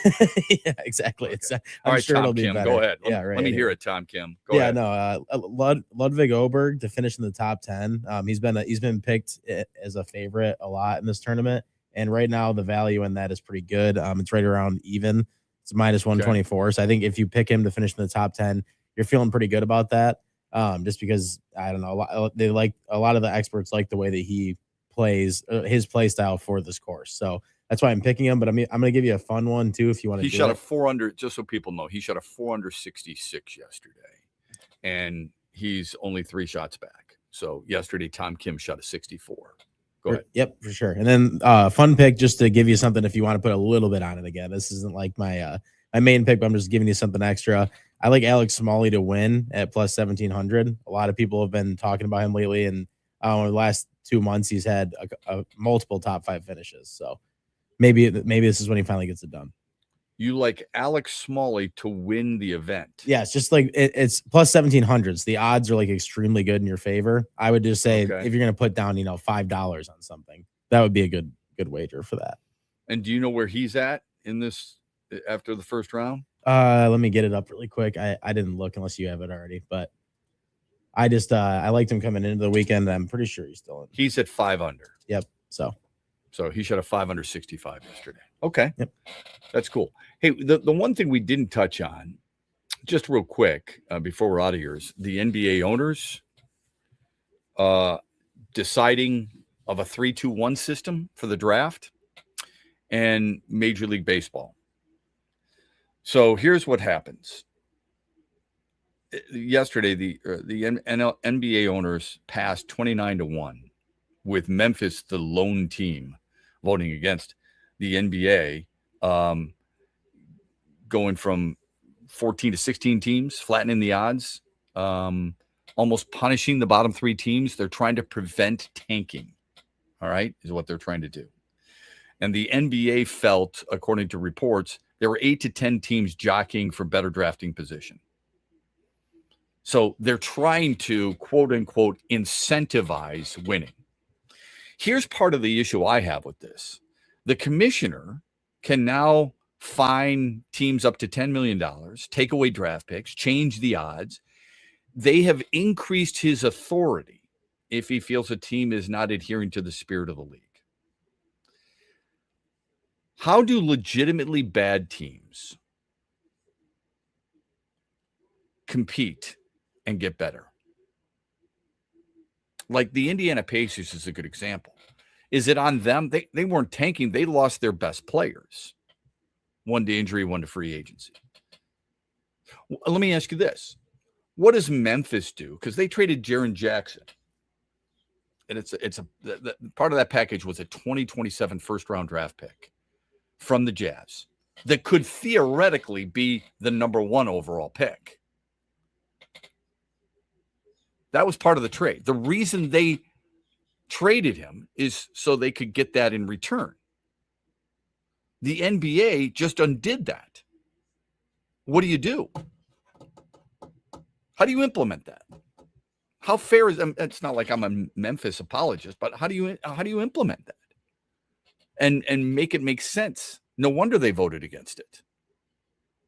Were they tanking? I don't know. Do we like the tanking? We've said this is a serious problem in the league. It needs to be rectified. No question about that. Is this the way to go about it? You have decreased the odds for those who have had the worst record. And then you're going to leave it up to subjectivity on whether or not you think the team was tanking or not. This has been building. Why? Because there are so many players who get that load management that San Antonio made so famous. And people hated at the time until they won the championship. And then they justified it. Because Steve Kerr did the same thing with Golden State. Meanwhile, Major League Baseball has its own problems.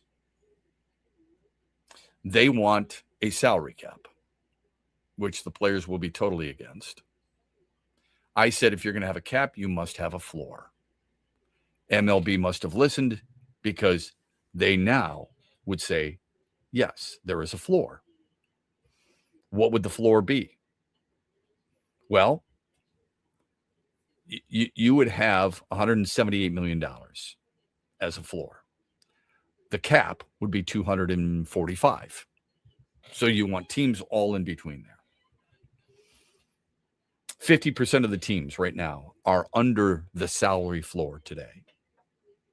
In other words, half the teams in Major League Baseball are below the $171 million floor, which was proposed by the owners.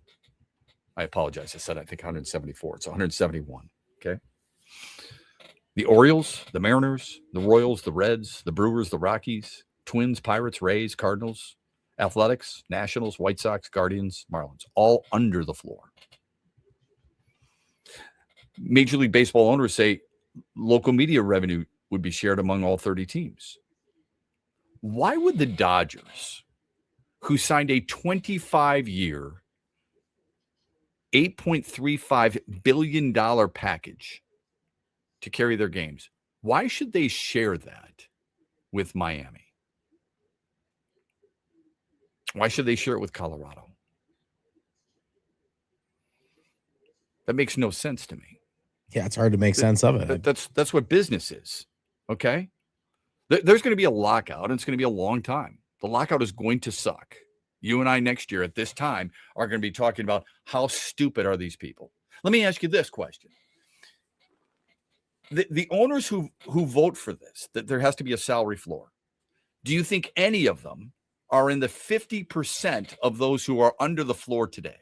Do you think any of the owners who are with the Orioles or the Mariners, the Royals, all those teams that I named, do you think any of them who voted for a floor can afford it today? Why does 1 year make a difference?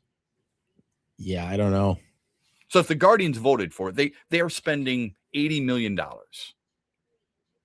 between 80 and 90, somewhere in that neighborhood. All right. The Marlins are under 80. You're telling me you can spend $80 million this year. You couldn't afford 171. You could afford it next year, though. You would more than double your payroll in a year's time. That's insane. Like, what? So you have 8 teams above the cap. All right. You have 50% of the teams below it. There's some, like the Tigers, by the way, who are in between. I don't know if you know this, but MLB teams claim that they lost $1.8 billion. That's $60 million per team last year. So put that in comparison. The NFL teams made 151 operating profit last year. The proposal of a cap, meaning like that the Dodgers and the Mets and the Yankees and the Blue Jays and the Phillies and the Red Sox and the Padres and the Braves all have to come below that. How are you going to do that? I oftentimes wonder, do they think these things through? Do the Dodgers just go out? I don't like the Dodgers, quote unquote, buying a championship either. I don't think that's always true. But they've built up, they have the best farm system in baseball, or a top 3 farm system in baseball. How can a team like that go out and afford Kyle Tucker and Mookie Betts and, Shohei Ohtani and Freddie Freeman and all these great players, Will Smith, and still build up their farm system to be able to trade some of that farm, those young players, to grab another player? If they're in the Tarek Skubal sweepstakes, they can be there because they've got a lot of really good top 100 prospects. And that's something the Tigers would want. How can they keep doing that and spending all this money?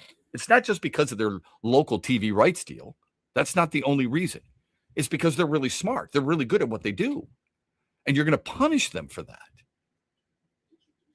By the way, even though they're above that threshold that you're looking at as a cap, they're way above it because they're paying taxes. How are they going to get down below that when they have contracts like Blake Snell and some of the other players that we've mentioned?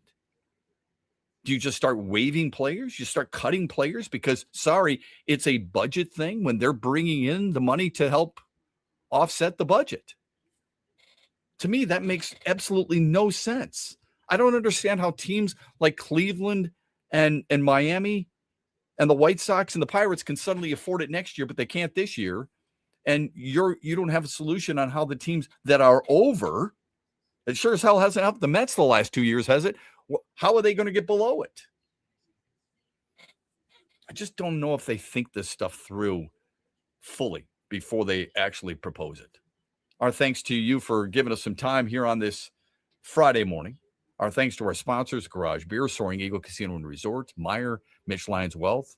Andy, have a great time up north. Enjoy it. Can't wait to hear about it. We'll do our best, Monday. man. We'll do our best. We can't wait to talk to you again 6 o'clock Monday morning on X's and Bros on the Michigan Sports Network. Mitch Lyons here, founder of Mitch Lyons Wealth, where we create your best game plan to protect, grow, and win retirement. I'm here with Tiger legend Kirk Gibson, who we are proud to support and partner with on the newly opened Kirk Gibson Center for Parkinson's Wellness. Thanks, Mitch. We appreciate your support, and we are excited to have recently opened the center in Farmington Hills. It provides exercise